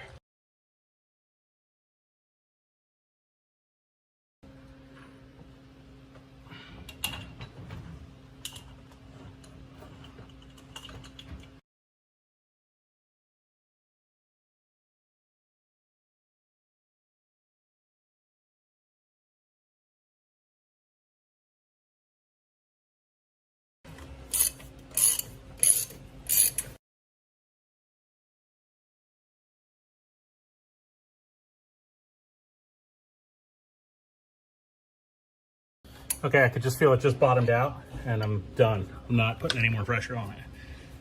You don't need a lot of pressure on it at all. Okay, now just remove the specialty tool and don't forget to get the bolted spacer that's in there out.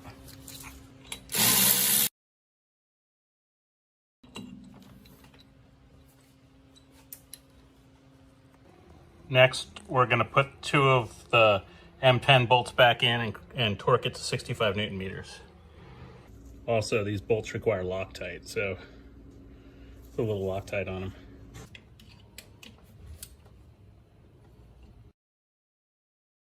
And just set to 65. Let's torque them.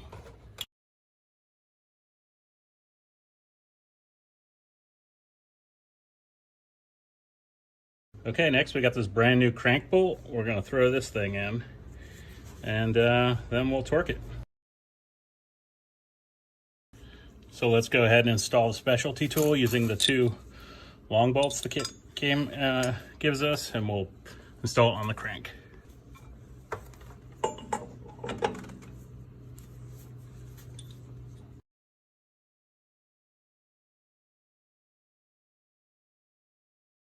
And then next, remove the special tool that you have in the starter, and then we will go ahead and torque. Use a torque multiplier capable of 600 Newton meters will be required. The illustration shows the position for the left-hand thread. Camshaft dampener bolts. Right-hand threaded crank bolts will require the tool to be positioned the opposite side. So we're gonna first torque it to 200 Newton meters, and then we'll give it a 3/4 of a turn from there. All right, we have our torque wrench set to 200 Newton meters.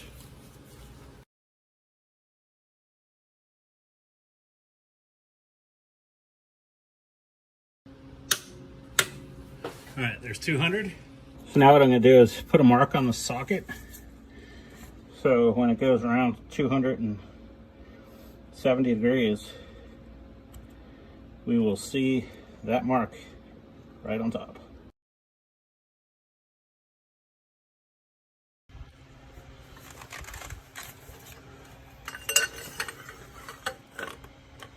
And there it is, dead center. All right, now remove all the specialty tools. And now we'll put the bolts back in and a little Loctite.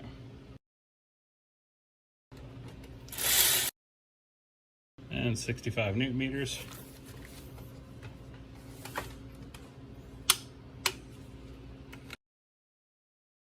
Next, I want to put the valve covers on, but I can't really put them on. I don't want to put them on before I clean out the injector ports. So I say necessity is the reason for all inventions, right? So I have no idea how to clean all that out, but I took my little vacuum cleaner here and just taped on a hose from my suction pump, and now I'm just going to see if I can vacuum with it.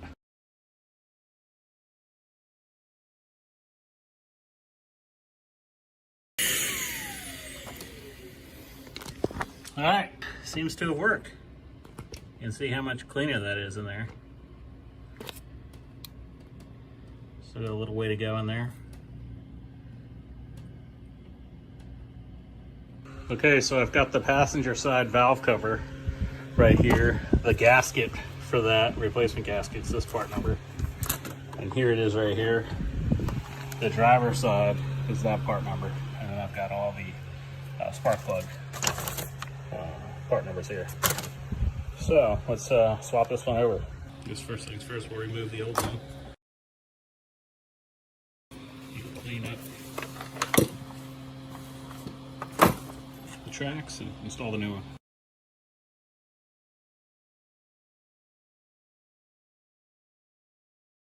All right, here's the new one.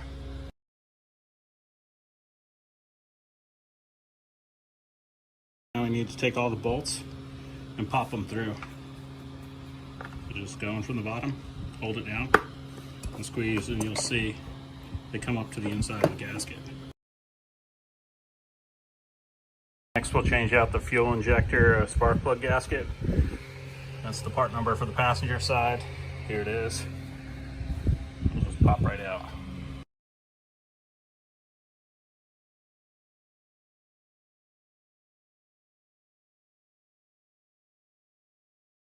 Now we'll just pop the bolts through.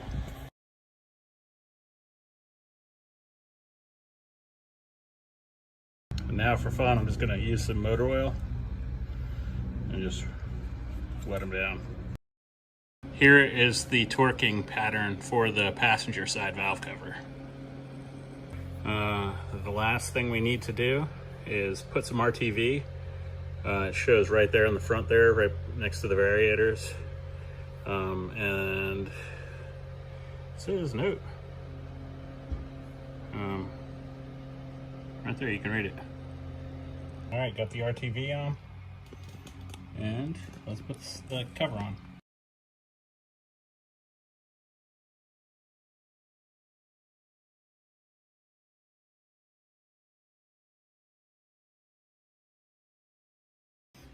All right, let's torque. Set 13 newton meters.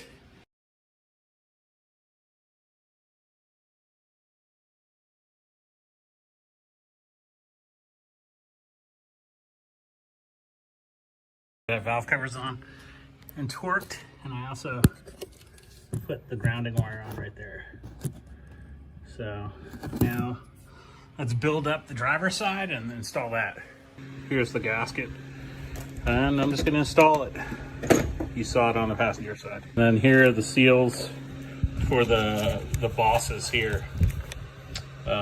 Spark plug seal or spark plug boss, you need 4 of them. So each kit comes with 2, and that's the part number. And for the driver's side,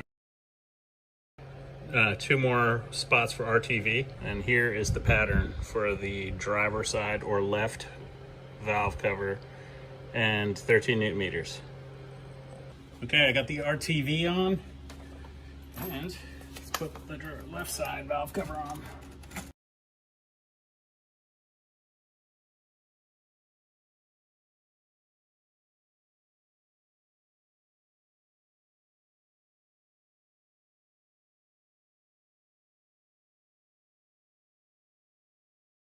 Now I'm going to torque them to 13 newton meters.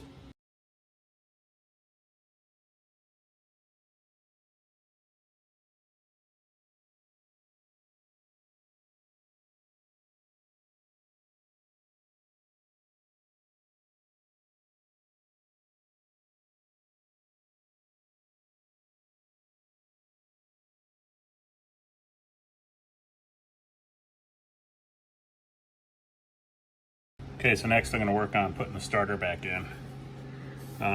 This is the same tech data I used to remove it, so let's go down a little bit. Obviously, if you guys need any of these specifications, check them out.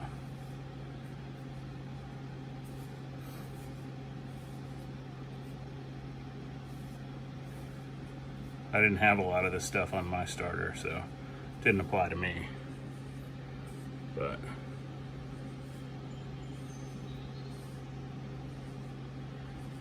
so we didn't take that off.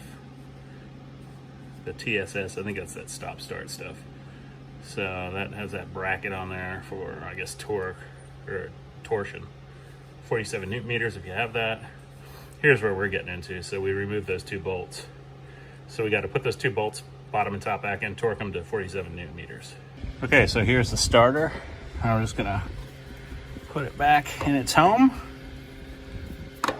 and put the bolts in. Obviously, we took them out, so 1 long one, 1 short one. Okay, so we'll take the short bolt. Short bolt goes up on this side of the starter and goes right there, and then the long bolt goes right there. Here's the long bolt coming back here.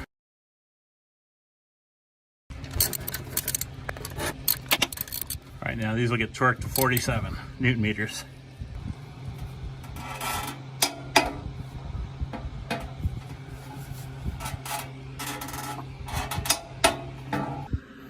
Okay, so now I'm going to work on rebuilding the fuel injector. Got to remove and replace the Teflon ring, as well as this O-ring and washer, lock washer. I got this kit off of eBay. So here, let's begin. So first thing we're going to do is, using a razor blade very carefully, we're going to cut that off. So I'm going to clean my fuel injectors. I have this multifunction power probe by Diag, and I've got it connected to a battery here, and I'm just going to put it in the fuel injection cleaning function and go ahead and clean my fuel injectors with it. So this has some leads on it, 2 different types of leads. I'll make sure I plug the right size in for my fuel injector. There we go. And then in order for it to function, all you do is push the button here and you'll hear it. There it goes. So now I'm going to connect my injector to this adapter here. Just press it in here. I'll just simply turn it on. And now I'll go ahead and clean it.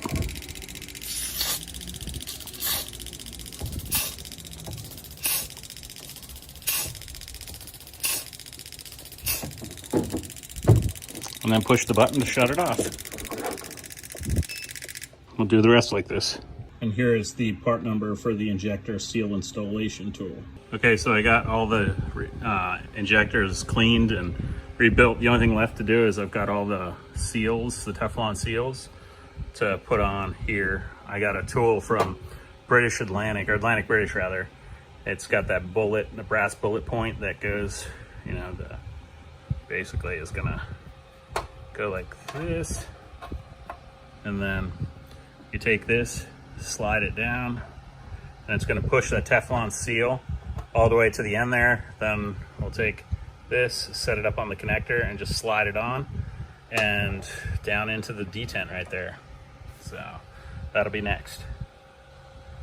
Okay, to put these Teflon seals on, take that little brass tool, put the Teflon on, and just slide it down with your fingers. Slides down easy. There we go, to the end. Just put it in the tool. And then just take an injector.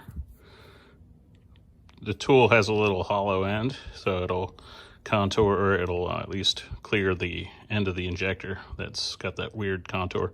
And then just push it in, slide it on. There we go. Now take that out and then just slide the Teflon down like that, and it's on. And then this is a former, I guess, a compressor, and it'll make the Teflon smaller. So when you're ready to install these, they should, you know, use this. I'm not going to install them tonight. I'm going to install them tomorrow, but with this tool, I will slide it in on there before I am ready, so it compresses the Teflon as small as possible, so installing them will be easier. Okay, so now I'm going to work on putting the injectors back in. So I got the sizing tool. I'm just going to slide it over the Teflon. And all right, they're already compressed, this one. I'm just going to wipe it off. Then I have a little bit of Vaseline here. I'm just going to take a little bit of Vaseline and just go over to help out here with the seal. And then same on this side here. So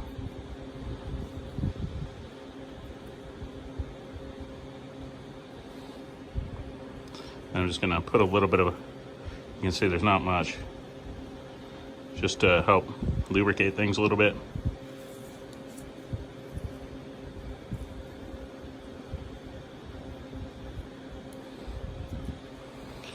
And then I'm going to come over to this side, to the passenger side, and install it. So I have my slap hammer here, or slide hammer, and on the passenger side, the connector goes on the up. It goes in the up position. On the driver side, it goes down. So let's make sure you orient them right. So I'm just gonna go ahead and slide it in by hand.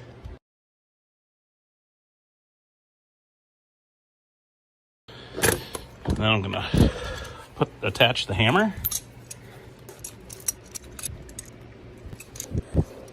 Like such. And then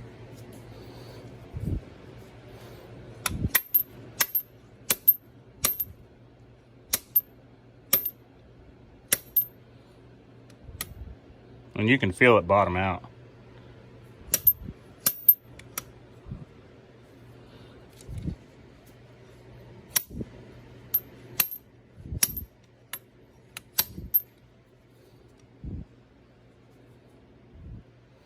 And that's it.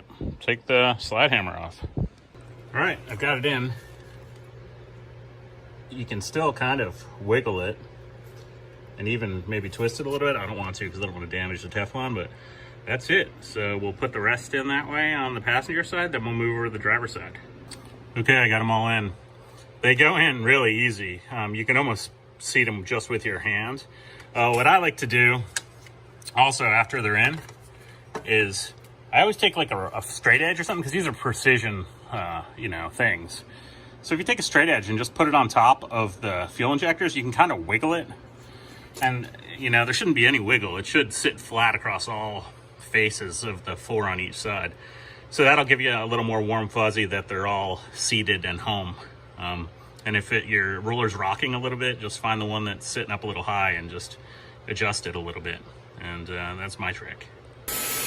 Okay, using my handy dandy little vacuum here I made or modified to just clean out any leftover carbon or anything like that. It works good. You can see, yeah, it's getting it pretty good. So. Okay, so the driver's side, I'm gonna do the same thing, compress it, put a little Vaseline on it, and then we'll install them. And we'll make sure that when we install them on the driver's side, the electrical connector is in the down position. Okay, and I labeled them, you know, when I took them out. So this is the first one. And just slide it straight down in. And there we go, it's in. I'll tap it with the hammer a little bit, but I could feel just sliding it in like that it definitely went home.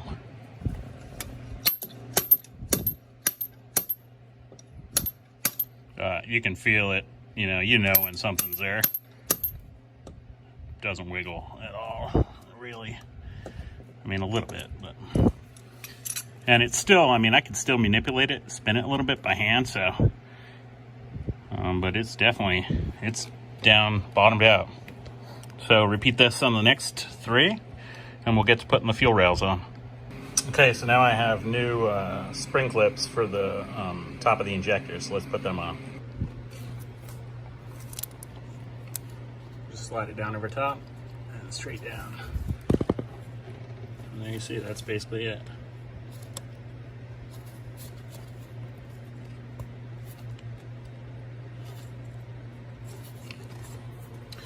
So do the 4 on this side and the 4 on the passenger side. Passenger side's the same way, just slide them down over the edge. And just a note, on the bottom side here, it's hard to see, just make sure it seats evenly. It sits on a plastic, it's hard to see. Let's see if I can get up and show you. See, there's a little step there. Just make sure all the way around it seats on that thing. So I've had them where this is a little tight, the band here, and it'll sit a little off and stuff. You can put it on cocked. I mean, I guess putting the fuel rail down will rectify that. It'll push it in, hopefully. But yeah, you save yourself a little hassle by just make sure they're on nice and square. Okay, so now we're going to install the fuel rail. It says if you put a new fuel rail on, make sure you put a pressure sensor on. We didn't do that.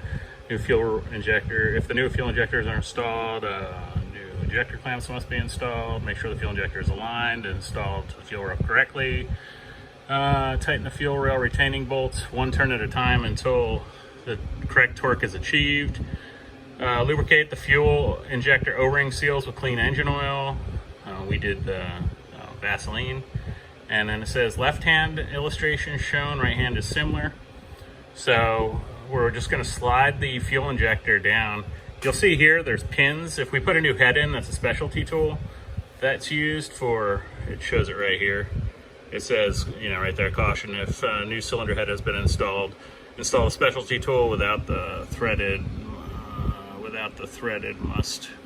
must be used to install the fuel rail.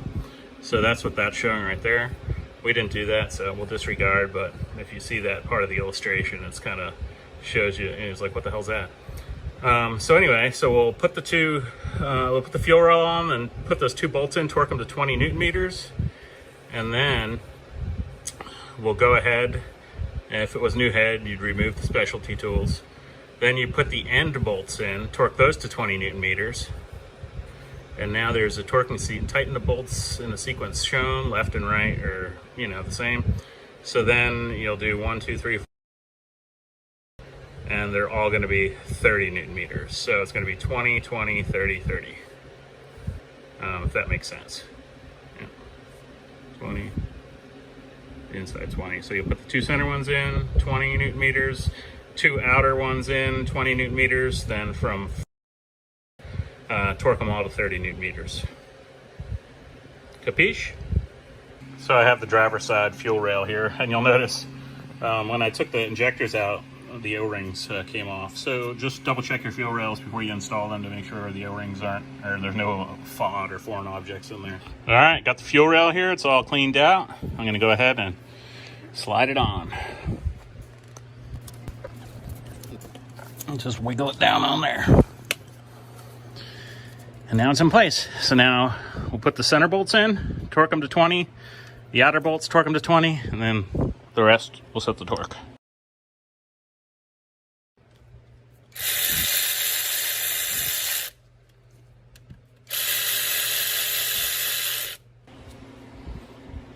Okay, got my torque wrench set to 20 Newton meters. Hop on that first bolt.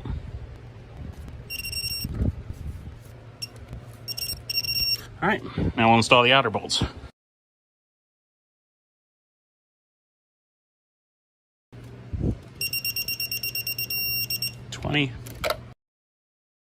Okay, got my torque wrench set to 30 Newton meters. So now we'll start the torquing.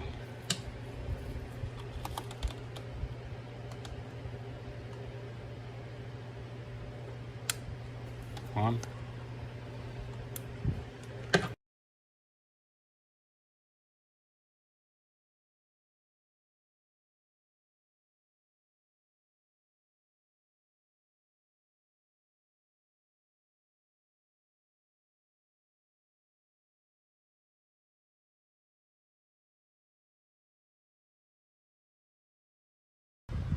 Okay, the driver's side's done. It's the same process for the passenger side. So let's move over and do that side. And before I put the fuel rail on, I'm just gonna, I have a little alcohol in there. So I had tape on there. I'm just cleaning off any adhesive. Same with right here. A little isopropyl alcohol. I'm just gonna clean out where the bushing sits. And not the bushing, you know what I'm talking about. The mating part. So, all right, perfect. Now we'll put the fuel rail on and get it torqued. All right, so here's the passenger side fuel rail. Let's go ahead and get this in position. I'll try and sneak. I guess I won't be able to sneak that in there, but before it gets tightened up, make sure this is kind of in there. Now we can go ahead. So it's on. So we'll start with the 2 center bolts and tighten them up, torque them to 20. 2 outer bolts, tighten them up, torque them to 20, and then we'll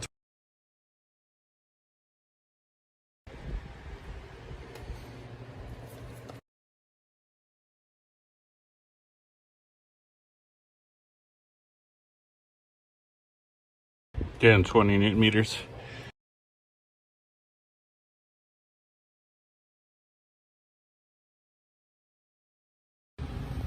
Okay, so when we torque these, you can see from front to back, there's the bolts. So we'll start out bolt 2, 30, bolt 3, 30, and then we'll go to 1 for 30 and 4, 30. So kind of just like when we torque them to 20, start on the inside, go to the outside.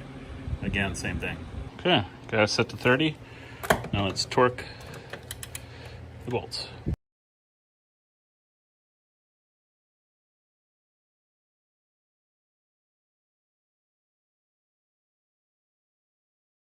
Okay, so you can see on the passenger side the fuel lines.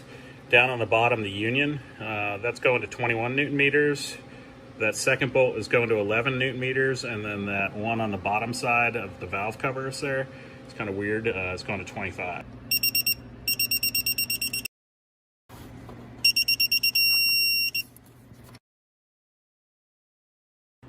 So this is that T30 bolt closest to the bottom there.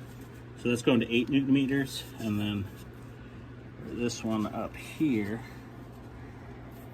right there, is going to 25 Newton meters. And that's the one up top by the, it's under the valve cover right there. That one's set to 11.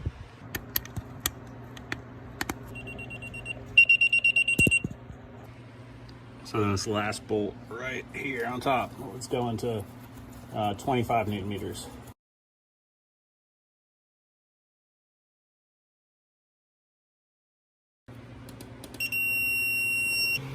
So then the top there, you can see 21 Newton meters, 6 Newton meters for the grounding wire.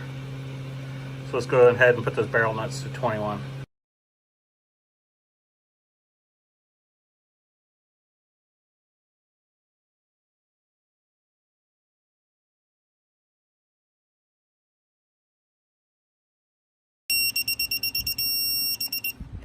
I'm just going to put this little nut on for now.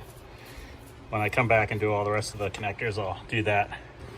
Okay, next let's put this bracket back on. It went at the bottom side of the fuel line right there. You can see 12 Newton meters, 29 Newton meters.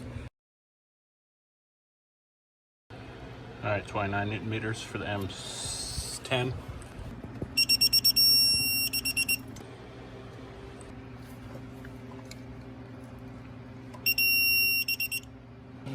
Next, let's put this pulley back in above the alternator. 25 Newton meters on all three. So here this is, it'll go in the spot right here.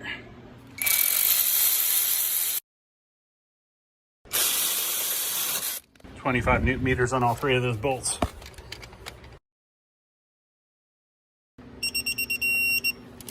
The book wants you to put the alternator in first, but you can't get to these bolts with the alternator if the alternator's installed. Okay, next put the alternator in. Go ahead and put the voltage regulator clip in, then secure it with the top bolt loosely, then connect the wires. Then put the power wire on, torque it to 12 Newton meters. Make sure you put the cover over, and then the 3 mounting bolts, I believe they get torqued to right there, 48 Newton meters. So let's do the alternator. So I got the alternator hung. I just put the one top bolt in. It's always easier for me to do that. Then I've already got the voltage regulator on and the power wires connected on torque to 12. So let's go ahead and put the rest of the other 2 mounting bolts in the bottom. And then we will go ahead and torque them and press on.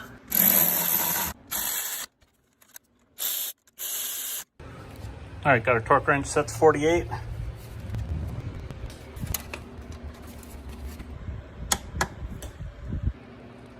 Okay, got the alternator in, all the bolts are torqued. The power wire is on and torqued. The voltage regulator is connected. Or the lead for it, rather. And let's move on. Okay, so next I'm gonna hop back up top and let's get these wiring harnesses plugged back in on both sides. The first thing we'll do is we'll plug in the wire on the harness to the back of the fuel rail, and then we'll do the injectors and then put the coil packs in and get the coils plugged in. I'll start out with the one on the back of the fuel rail.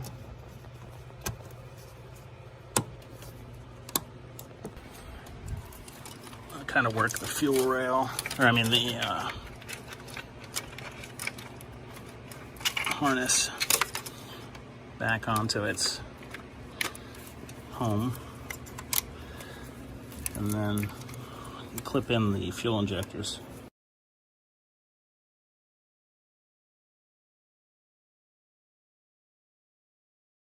Okay, now I'm going to install the coil packs, and I have them all labeled as they came off, so we'll go ahead onto the passenger side here and just slide them down in. And I left the wiring harness a little loose so that way you can kind of manipulate the coils in the proper way and get them screwed in before we get this.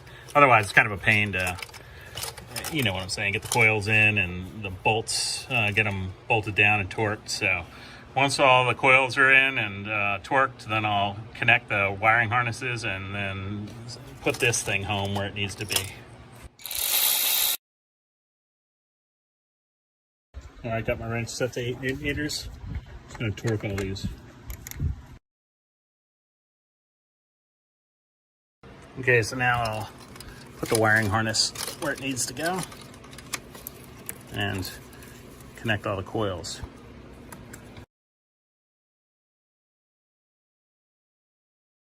Next, we'll work on connecting all this up front here.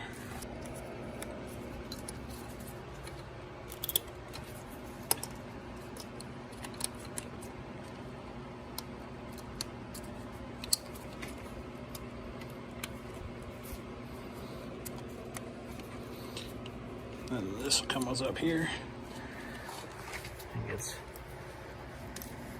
bolted on right there. You can see after all those connections are on, the torque for the ground wire is 10 Newton meters.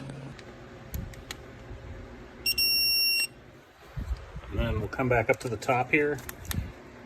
Snug this, actually I'm gonna just make sure this is at, I think it's 12 Newton meters, and then we'll snug that down and put the cap on. So that little nut gets snugged down to 6 Newton meters.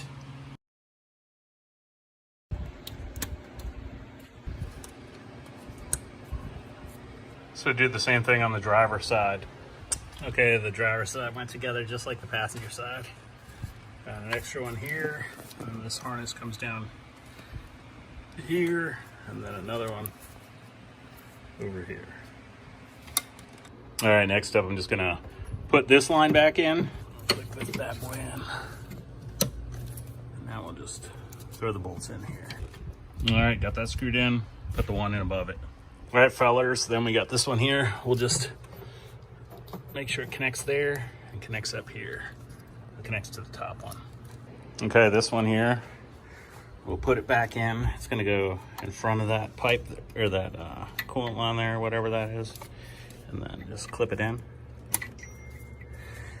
It's gonna come up here, and then we have this guy here, and then that will clip onto it right here. So then the end of this hose here connects to this hose up here that was coming through the firewall. So just go ahead and get it in there and snap it in. So I've got it snapped in. Now I'm just gonna, little hose retainer right there, just clip that in. And I know I don't have an oil cap on. I have no idea where the hell that oil cap went. I don't know if when I was rebuilding the seals on the, or putting the new valve seals in, on the valve covers, it fell off into the garbage can or what, but it is gone. I gotta probably order a new one. Then we have this fuel line. Just slide it under here, and then it's gonna connect to the fuel line over here, and you can just slap it on that little standoff right there, like so. And it's gonna have this cannon plug connecting there, and then it's gonna connect in here. Okay, and that's back on. What I'm probably gonna do until I get the supercharger back on is just keep it off the standoff right here, so that way I can get it out of the way and not crush it. So let's just go ahead and pull that. All right, we had this fuel line that went to the back of the supercharger. Let's put it back here, make sure, go under this hose here. So you go under that, there, and it's gonna go under all this.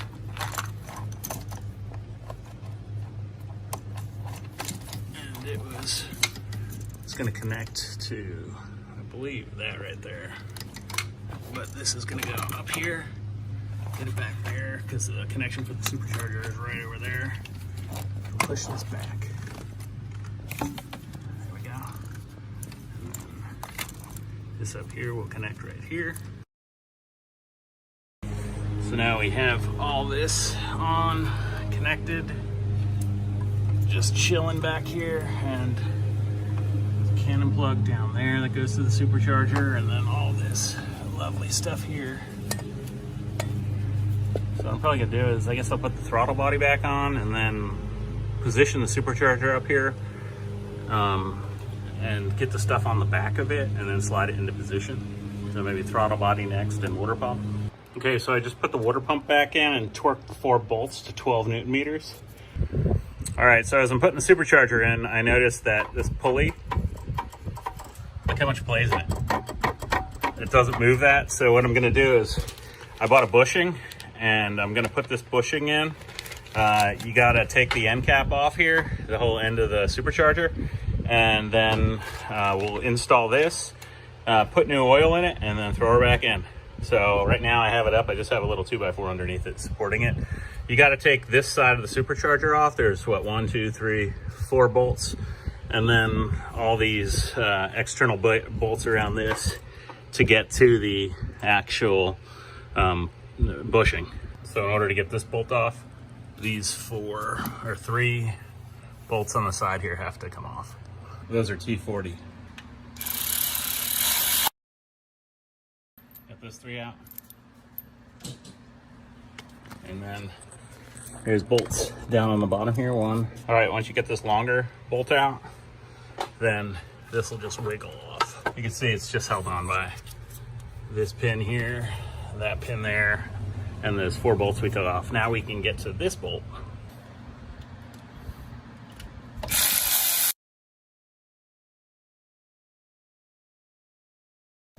Special black bolt on that one. Should just be some RTV holding it on. All right, so I just took the supercharger completely out. It was a pain in the butt. So, obviously removed the ear over there. These 3 bolts here. That bolt, then remove all the perimeter profile bolts there. This one here, yeah, that's why you have to take the ear off. I took that valve, or not the valve, but the mechanism off right here. Probably didn't need to. Take those bolts out. Then if you look on the bottom of the supercharger, there's some tabs here and here for prying, I assume, because it's on there. You can pick the supercharger up with it unbolted, so it's probably just RTV. So I'm gonna go ahead and see if I can get that off. Okay, so this was kind of a pain to get off. What I wound up doing is using a pry bar on both sides. You can get one kind of down in here, put a rag in there not to mar that surface. And then on this side here, pried it from there and there, and now it's loose. So now, we'll just wheel this thing out, hopefully.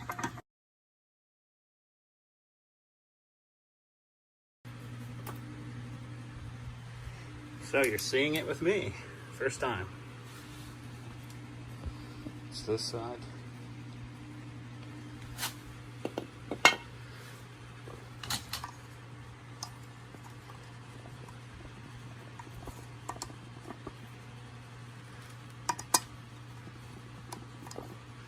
I don't see any cracks or anything, but definitely lots of corrosion and stuff, but definitely play between this here and within there. So let's get it out. I'm gonna grab it with a pair of pliers, give it a wiggle, it just pulls right up. Okay, so I'm just gonna clean all that out, clean all the RTV off here, RTV off there, clean all that, and we'll get to installing the new. So one thing I noticed, if you look at the spring, look how worn. Obviously a spring is, you know, spring steel and it's hard, real hard, but it's actually worn into the shaft right there. So there's no cracks in this right here, but there obviously was a lot of play, and I think the play was coming from the hardened spring wore into the shaft here, and it just created play. So probably should replace this whole end, but what I'm thinking is the new part doesn't have a spring and it's solid, so there's not going to be any play, nothing to play in there. It's just the pins are going to engage. So as long as the new piece is snug, I'm just going to file down the burrs on there and put it on. All right, so we got the supercharger all cleaned up. Here is that piece I got off eBay. These little ears, from what I've seen, go onto the pin, and then they'll go on the downward, you know, so the the standoff part will go onto the pin itself. So then it'll be like that, slide it down on, and then I'm gonna put RTV on, and then get it put on there and get it all torqued. All right, well, I got the snout back on the supercharger, all the bolts on that one there. I want to show you, so with that bushing and that coupler in there, there is no play whatsoever. So yeah, very, very cool. So now I'm going to change or put some oil in this thing with it out. I threw a level on it and got it level that way, got it level that way. We got this AC Delco Supercharger Oil 104041. Just gonna take that drain plug out. It's a 3/16 Allen. Pop it out, and then just use a syringe, which I got right here. Just force, put the oil in until it weeps out of the hole there. Once it, being level, and that's how you get a good level in your oil.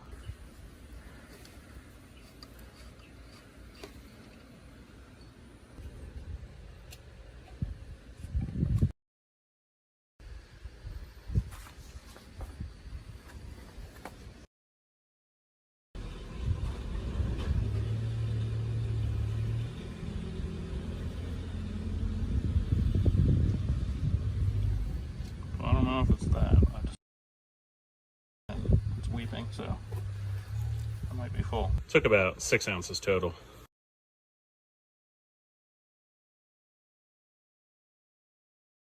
Okay, so I've got everything ready. I've cleaned the supercharger, and I'm getting ready to reinstall it now, so I'm just going to lift it into position. So I'm just going to set it there and then reconnect everything behind it and then put it in place. Okay, with the supercharger in like this, I'm just going to bolt this little bracket onto the back here, and then I'll come over here. I'm going to also just make sure there's cannon plugs and stuff back here on this bracket. Make sure they're all connected and stuff before you bolt it in. I'm going to bolt it on, then go over to the wire on this side, make sure the plug's plugged in, and also there's a little connection for a hose. Now I'm going to put the stuff on in this corner, a cannon plug and a hose. Okay, so in order to get the cannon plug in this down there, it's a biatch. So you got to just kind of push the wiring harness back, one hand here, the other hand down over here, and just use your 2 fingers and find the plug. Got it on. There's no other way to get it on. I've been fighting with it for an hour, but that seemed to be the easiest way. And now I'm going to put that little fuel line or whatever on. It's basically right in line with this hole right here. So I'll get this wire bundle back in place and then get that line routed down there. Okay, the trick to getting this little hose on back here, not gonna lie, is a pain in the ass, but what you gotta do is just take this wiring harness and just push it out of the way, push it way back, and then get in there, and you can see it is right there, right here. It's a real pain in the butt. But with this pushed out of the way, the wiring harness, you can get both your hands down there and make contact with it. And then it's weird the way it runs through here. You have to figure that out, but then it comes over here and it clips right into this big old conglomeration of stuff right here. So now we'll get this ready and get the gasket in place. It's not all the way down. I just put it in there to get the stuff connected. So let's go ahead and get the gasket in place and then bolt it down. Okay, fun fact that this thing is pretty tight going down on those pins. So you can align the gasket in here pretty good. And then I'll use the bolts to locate the holes. And you can see it, it's in position right in there.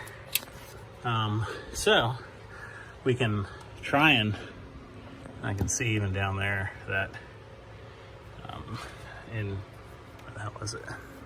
Oh yeah, underneath that hole you can kind of see the flange of the gasket. So anyway, We use the bolts to line it up through the holes and then push it down.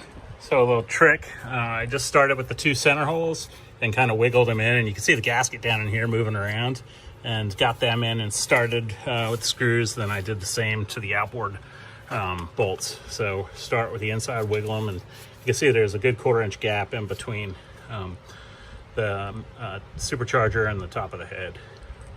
Okay, the book is calling for if you're putting a new head in, then you got to install these specialty pins, but we aren't. So you're basically, they want you to put the rear bolt in and from the rear, the 3rd one forward, and torque those to 25 Newton meters. And then you'll take those pins out, and then you'll move on to the forward bolt and the 3rd one back from the front, the other 2, and torque those to 25 Newton meters. And then do the same for the other side. And if you're wondering what the supercharger to cylinder head gasket part number is, so that's the number right there for the supercharger to head gasket to cylinder head, yeah. So I'm just going to start in the center and work my way out, just snug them up.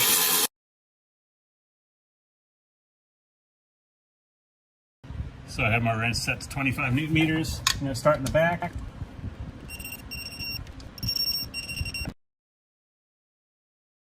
All right, now I'll do the same to this side over here. All right, with those all torqued down, I'm just going to remove my strap. Okay, next we'll take this hose and put it on. It just goes onto the back of the valve cover right here, and it'll go onto the throttle body mount, or area right there. Then this guy, make sure to put back on the driver's side. Take this long crossover. I don't know what kind of tube this is, but put it on. And now I have that low pressure fuel hose. Kind of just have it in place. I'm going to get the supercharger top put back on before I start putting all this in, just so it gives me a little more room. I still got to do the fuel rail, the fuel connector to that, and over on this side, so kind of leaving myself as much room as possible. Although this side will be easy. So next, let's get this throttle body up on here. All right, in order to put the throttle body back in, I just had to pull this off, just these 2 T30 bolts. Now the throttle body, I cleaned the surfaces off here and on the back of the throttle body. So let's go ahead and get it in location.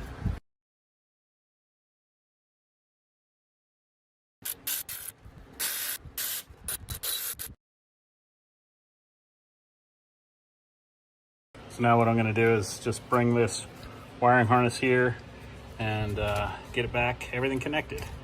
All right, so there you see it. We got that one connected, put the attachment back on, that connected to that. This will remain loose. This will go here, and then this here will go here. Then I'm just going to put the supercharger cover on. I'll just go around the outside here and clean, wipe it all again.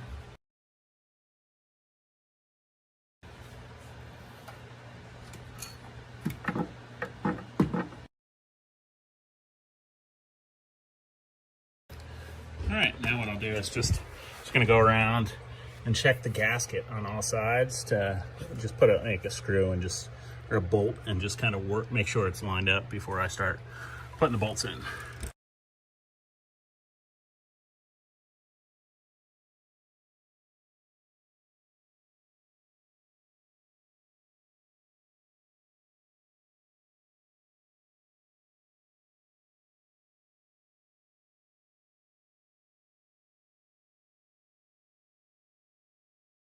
All right, so there's an order that you have to torque these in.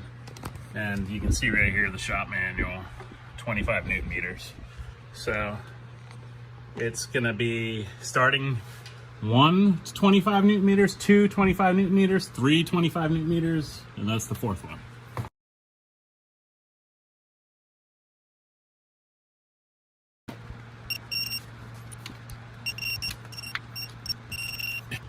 So you can see next we're going to start out 1, 2, 3, 4, 5, and they are going to 25 Newton meters.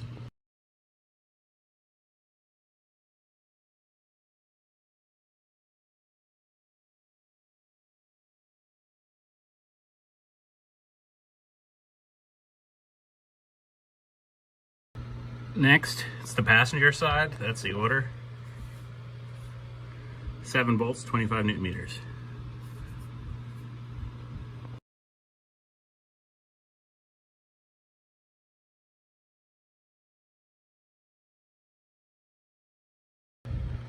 All right, then we're just going to keep going right around. 25 Newton meters.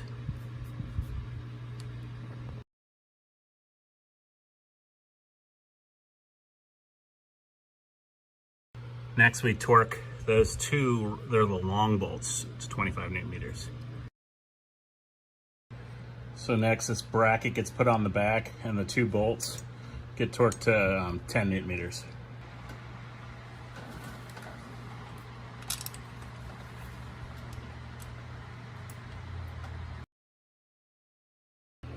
So next, this just bolts on the back side right in here.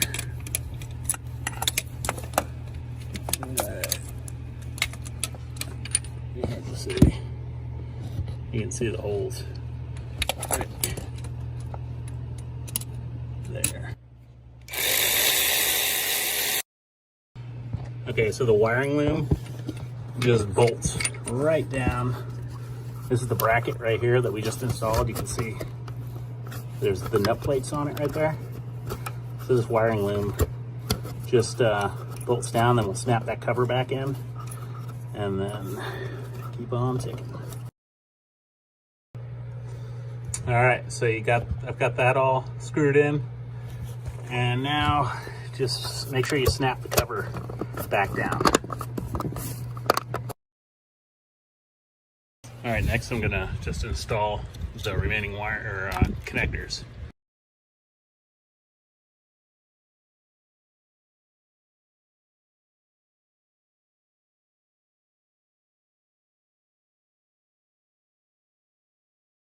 All right, next we'll install this coolant line. You can see I've already got that little coupler in there. It gets installed right in here, and then the bolts get torqued to 10 Newton meters. Let me get the bolts out.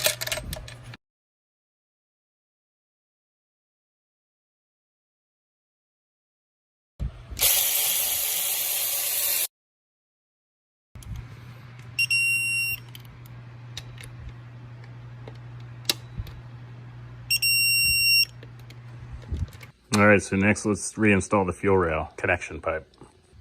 All right, and this is what the manual calls for. The torque order, and the 4 bolts are going to 11.5 Newton meters, and then the 2 barrel nuts are going to 20 Newton meters. Let's start in the center, go to the right side, 1, 2, then the first barrel nut on the left side, then the second barrel nut on the right.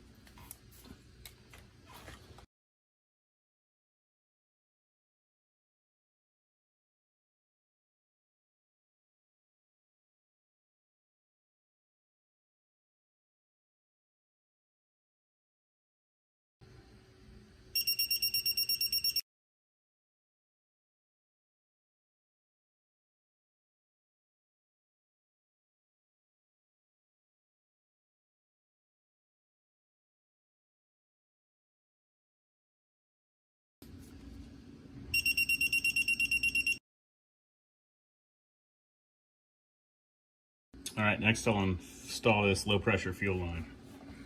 So that's going over here, back in here. So it clamps down.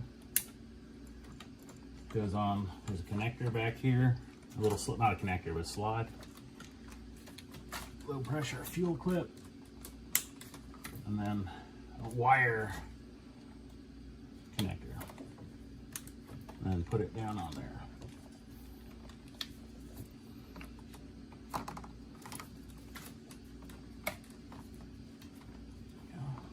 I know I've already had this on, but I had to take it off to put the supercharger on. It was just, I didn't want to crush it. So we'll go ahead and attach it to the back here.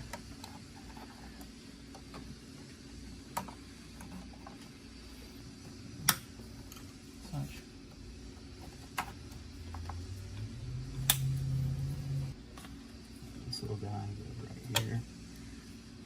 All right, next thing I'm gonna do is put the thermostat back in.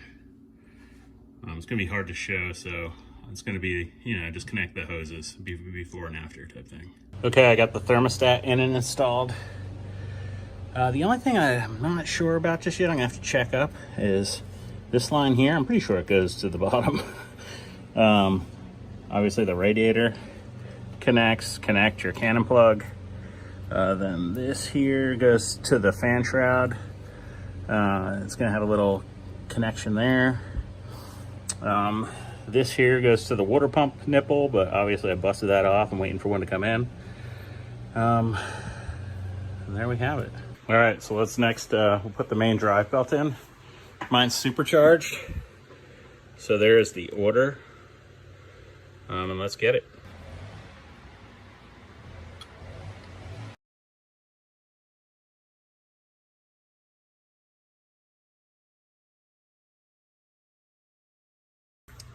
Okay, so I've just gotten this finger tight. The main serpentine belt, after it goes over the alternator, around the alternator and the ribs you can see here on the inside there. And this is just an idler pulley. Then it goes down under the pulley inside there. It comes through on this end. So what I'm gonna do now is just tighten this up and then install the tensioner. Put it in. And then torque it down. You can see there's a little detent back in there and it just goes in. So let's get all that snugged up.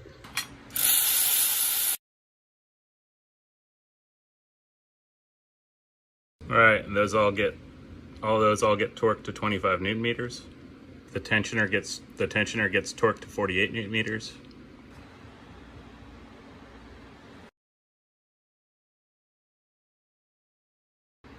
.48.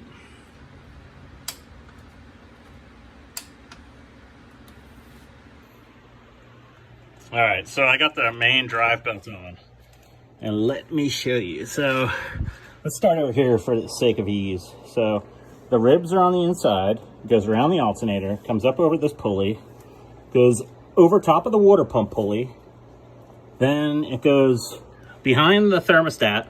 That's an idler pulley, it goes on top of that. Then you have your air conditioning pulley, or power steering, I forget which one that is. It goes around the outside of that, around the outside of your air conditioner, or whatever, power steering, then it comes off the bottom. And then off the bottom of that, it goes around the main pulley and comes off the main pulley right here. And now the rib side's down. Then it goes around the tensioner and back this way. So now your ribs are up. And then this here has that pulley inside of it. It goes on top of the pulley. And then down, when it comes out this side from the top of the pulley, it goes down and back around the alternator, and you can see there's the ribs. Okay, next let's put the fan shroud back in. When it slides back in, there's a pin on the bottom, one of these little guys, and one of these little guys. Just make sure you see the bottom of the radiator. That'll go, the pin, the big large spike looking pin goes in there, and then you've got these ears, one over there. That'll engage in that thing. So slide it down, you're gonna have to work it in. Down and close. Just get it over these little humps here. And then just finalize it. Okay, one of the first things I'm gonna do is, now that it's back in, take this cooler down here, whatever kind of cooler this is, and I'm gonna unscrew this. This just slides into a little like ear. There it goes, and then that just bolts on. All right, got that bolt installed. Now we'll put the coolant circulating pump in. All right, here's that coolant circulating pump. The connectors here, obviously it's gonna go in this way, because that's gonna, that little connector right there is gonna go onto the fan shroud. So this is the way it's gonna slide down in. And then I'll probably have to connect that connector to the, in the bottom, or on the bottom once I get done. So this will slide down in. And let me knock that out and then we'll get on to the next thing. All right, I got the coolant circulating pump back in on the firewall there, and it's just that one bolt right there. It's kind of a pain in the butt, but that's in, and then the cannon plug is tight. The cannon plug is connected to the bottom, so now we'll continue on. Okay, so now I'm going to put these pins back into the radiator.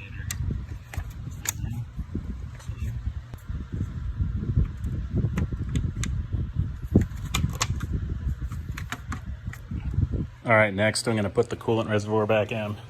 Okay, so the coolant reservoir is going to go right up against the radiator. Here you can see those two clips down in there. They're not clips, but just guides to locate where it's going. Come on, get in there. There it goes. And there's a mounting bolt right there. And then the hose, you can see the hoses go out the bottom right in here. You see there. I kind of just ran them in between all this. There's a T down there, down in here, and here's part of it. This thing here, the short end is the short end right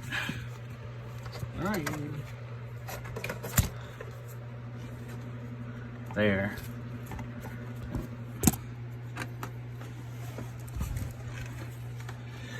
Right here. That's the short end of it. And then the longer hose comes up and goes right to the bottom of the thermostat. So let's get that connected. I believe this hose here that comes off the coolant circulating pump is going to connect right to this line with the bleed valve on it, and that's where all that will go. Okay, so the coolant line coming off the reservoir is right there, and it's got a T. The bottom so far, and I don't know where the other end is, but that's it. And then this end here goes up to the water pump, so that's in. Then we have this goes to the top of the coolant circulating pump. I'm just going to connect this right here, so that'll be next. So off the top of the coolant circulating pump down there, comes up and connects here, and let me show you what it looks like. So in between the thermostat right there, it's that pump with the round top. There's that, connects to the fan shroud, and it's got the cannon plug on the bottom. You can see the top of it there. It just comes up, and then right there. Then we have this guy floating around. Push that back in the fan shroud like that. Okay, then we got this pipe, or this line here. This goes on the bottom of the fan shroud. It has this connector on it, and then it has this open end. I was just wondering where the T for the line that was connected to the coolant reservoir, the other end's going to connect to. That's going to connect to that end right there. And then this end, when it comes up right here, will connect right here to the end there that goes to that pump, or that pipe rather. So let's get it all on and connected. All right, so we got it connected, and it runs down. All I did was I just kind of, when I was down here, just felt for where the clips were on the fan shroud, where the holes were, and just pushed it in. I clipped that drain line on there. And I came over here, felt along, the other clip mounted or clipped in right there. And I came up, and you can see right there to the T. This one goes to the bottom of the water pump. And then that on this side of the T, it ran over all the way down there and over to the bottom of the reservoir. Okay, so now I'm going to put this idler pulley on. It goes on right here and gets torqued to 48 Newton meters. Don't forget to put the cap on. All right, now we have this pulley. Just goes on here, and then we'll torque it. All right, so we're gonna torque those 3 bolts to 25 Newton meters. All right, got that pulley on. I know I just said we'll torque it. I'm gonna wait till I get the belt on and then torque those with the belt on. So next I'm gonna put the tensioner on there. And then torque torque the tensioner to 47.5 Newton meters.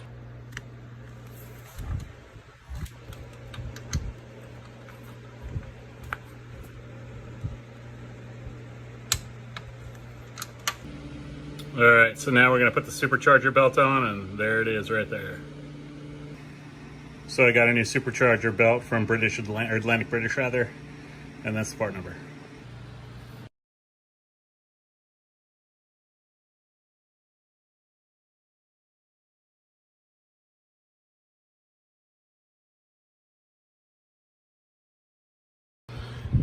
So here you see the belt, outside, comes around the bottom here and then goes around the outside of the crank pulley and then comes up, and then this goes around that, up over here, and then down over the tensioner and back.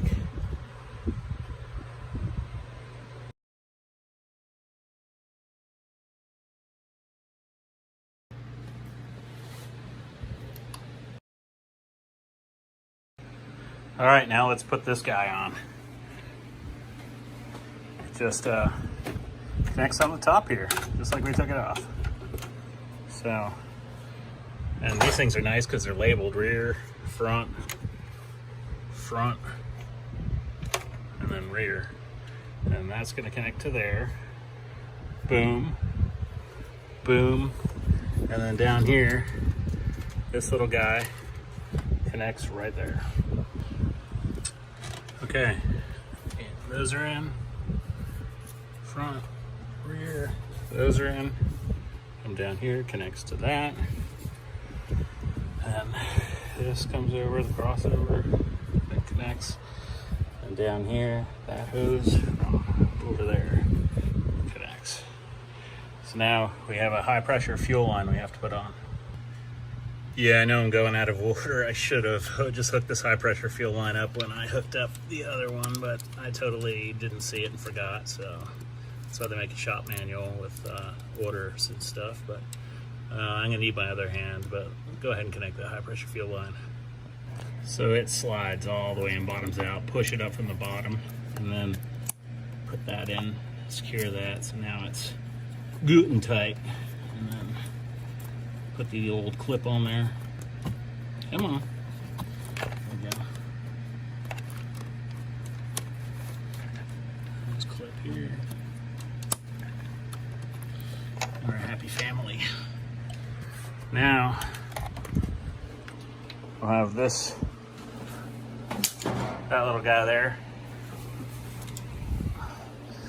That will connect over here to the reservoir, or I mean to the top of the radiator.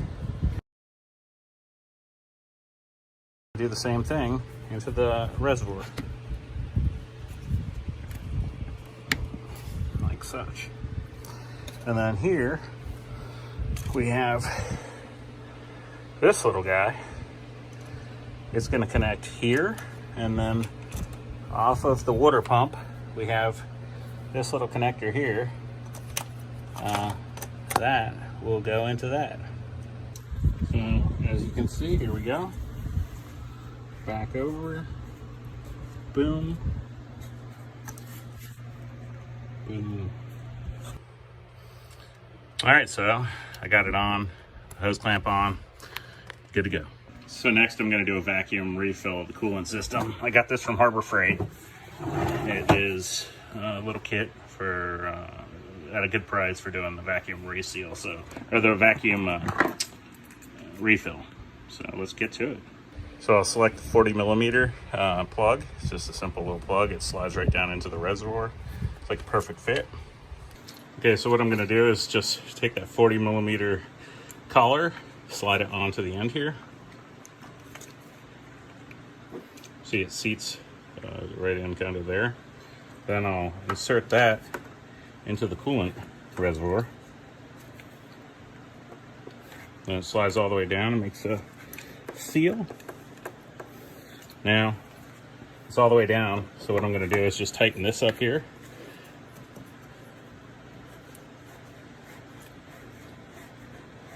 So that way, loosen this and get the gauge better in position. There we go. And you don't need to over tighten this because you don't want to crack the tank. All right, so next I'm gonna set my air pressure to 90 psi and connect the shop air. Make sure this is closed. And I come over to my manifold and set the pressure to 90. Okay, so I have my coolant. I'm just gonna add some coolant to a bucket. I got 2 gallons of it. So I've been using this. I've got 100,000 miles on this kind of coolant in a Range Rover, and it's $10 a gallon, not 40. They say the other kind, or not using Range Rover coolant could gel a little bit and cause a lot of trouble. Well, I haven't had any trouble with this, so whatever. Follow the manual, spend your 40 bucks a gallon.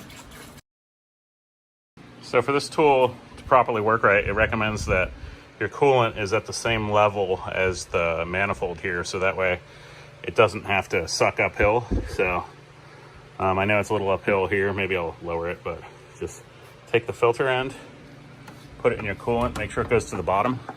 All right, so now I'm gonna vacuum fill this, or actually I'm gonna leak check this coolant system, and then I'm gonna vacuum fill it. So I've got 90 PSI to the hose. We're gonna go ahead and put it down to 0.8. It's gonna be basically negative 24 pounds or so. Actually, it's 0.8 bars, negative 0.8 bars. So open it up.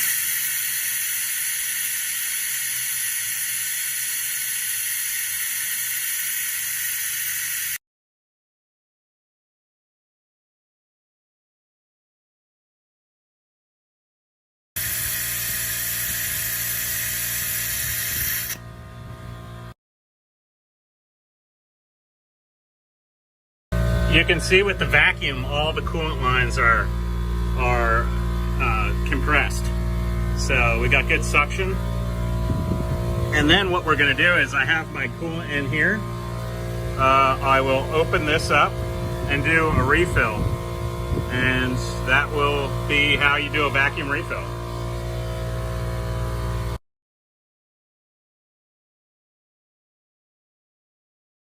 Okay, so with the hose in the bottom of the bucket, the air is off. I'm just gonna open this and start doing a vacuum refill. And there you can see it. I'll open it all the way.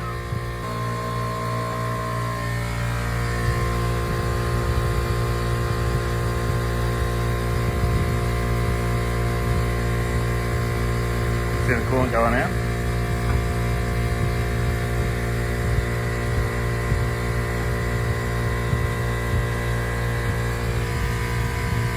By the time it gets to 0, it should be completely full. I'm just going to open this all the way.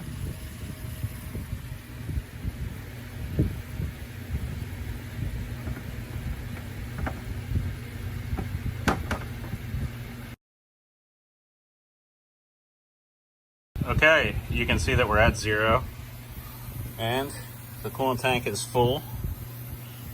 The max line is, actually we're a little bit over service right there, but you can see max right here. But I'm just gonna leave it like that.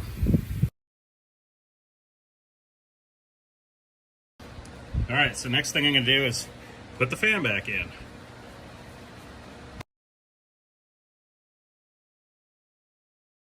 You're gonna need this 36mm wrench.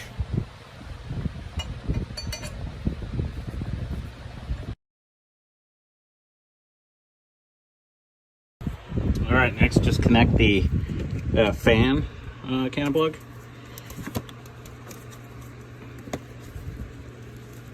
And then there was this cannon plug here that we disconnected for taking the radiator shroud out, and that was part of this wiring bundle here. It's this one, it's 2-pin.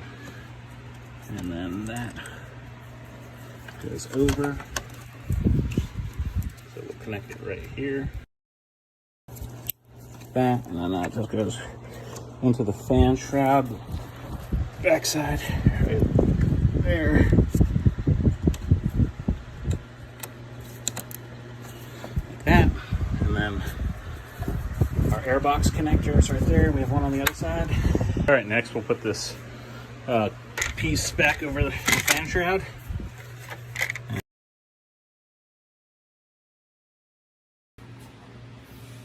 All right, now I'm just going to install the air boxes.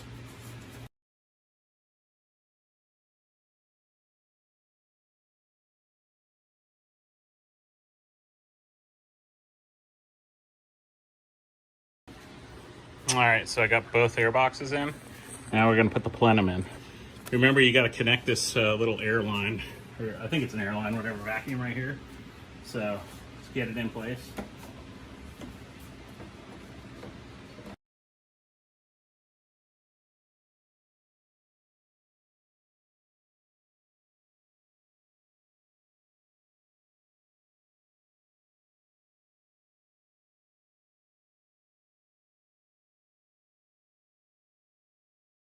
So like that. Now we'll make sure all the hose clamps, there's one down in here, are secure. We secured that guy right there.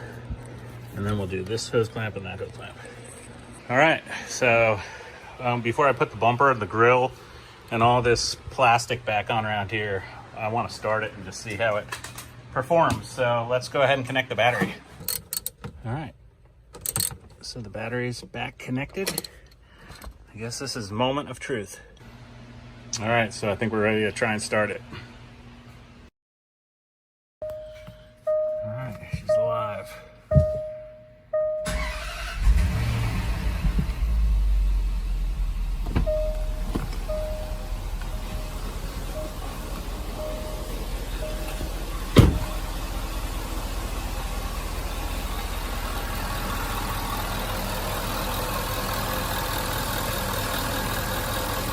Oh, it sounds a lot better.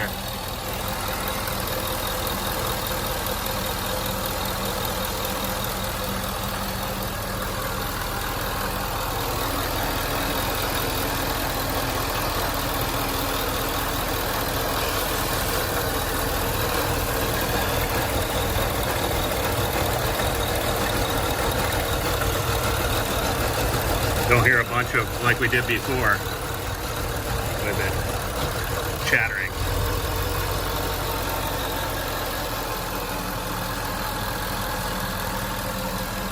Well, boys, I'd say timing chain success.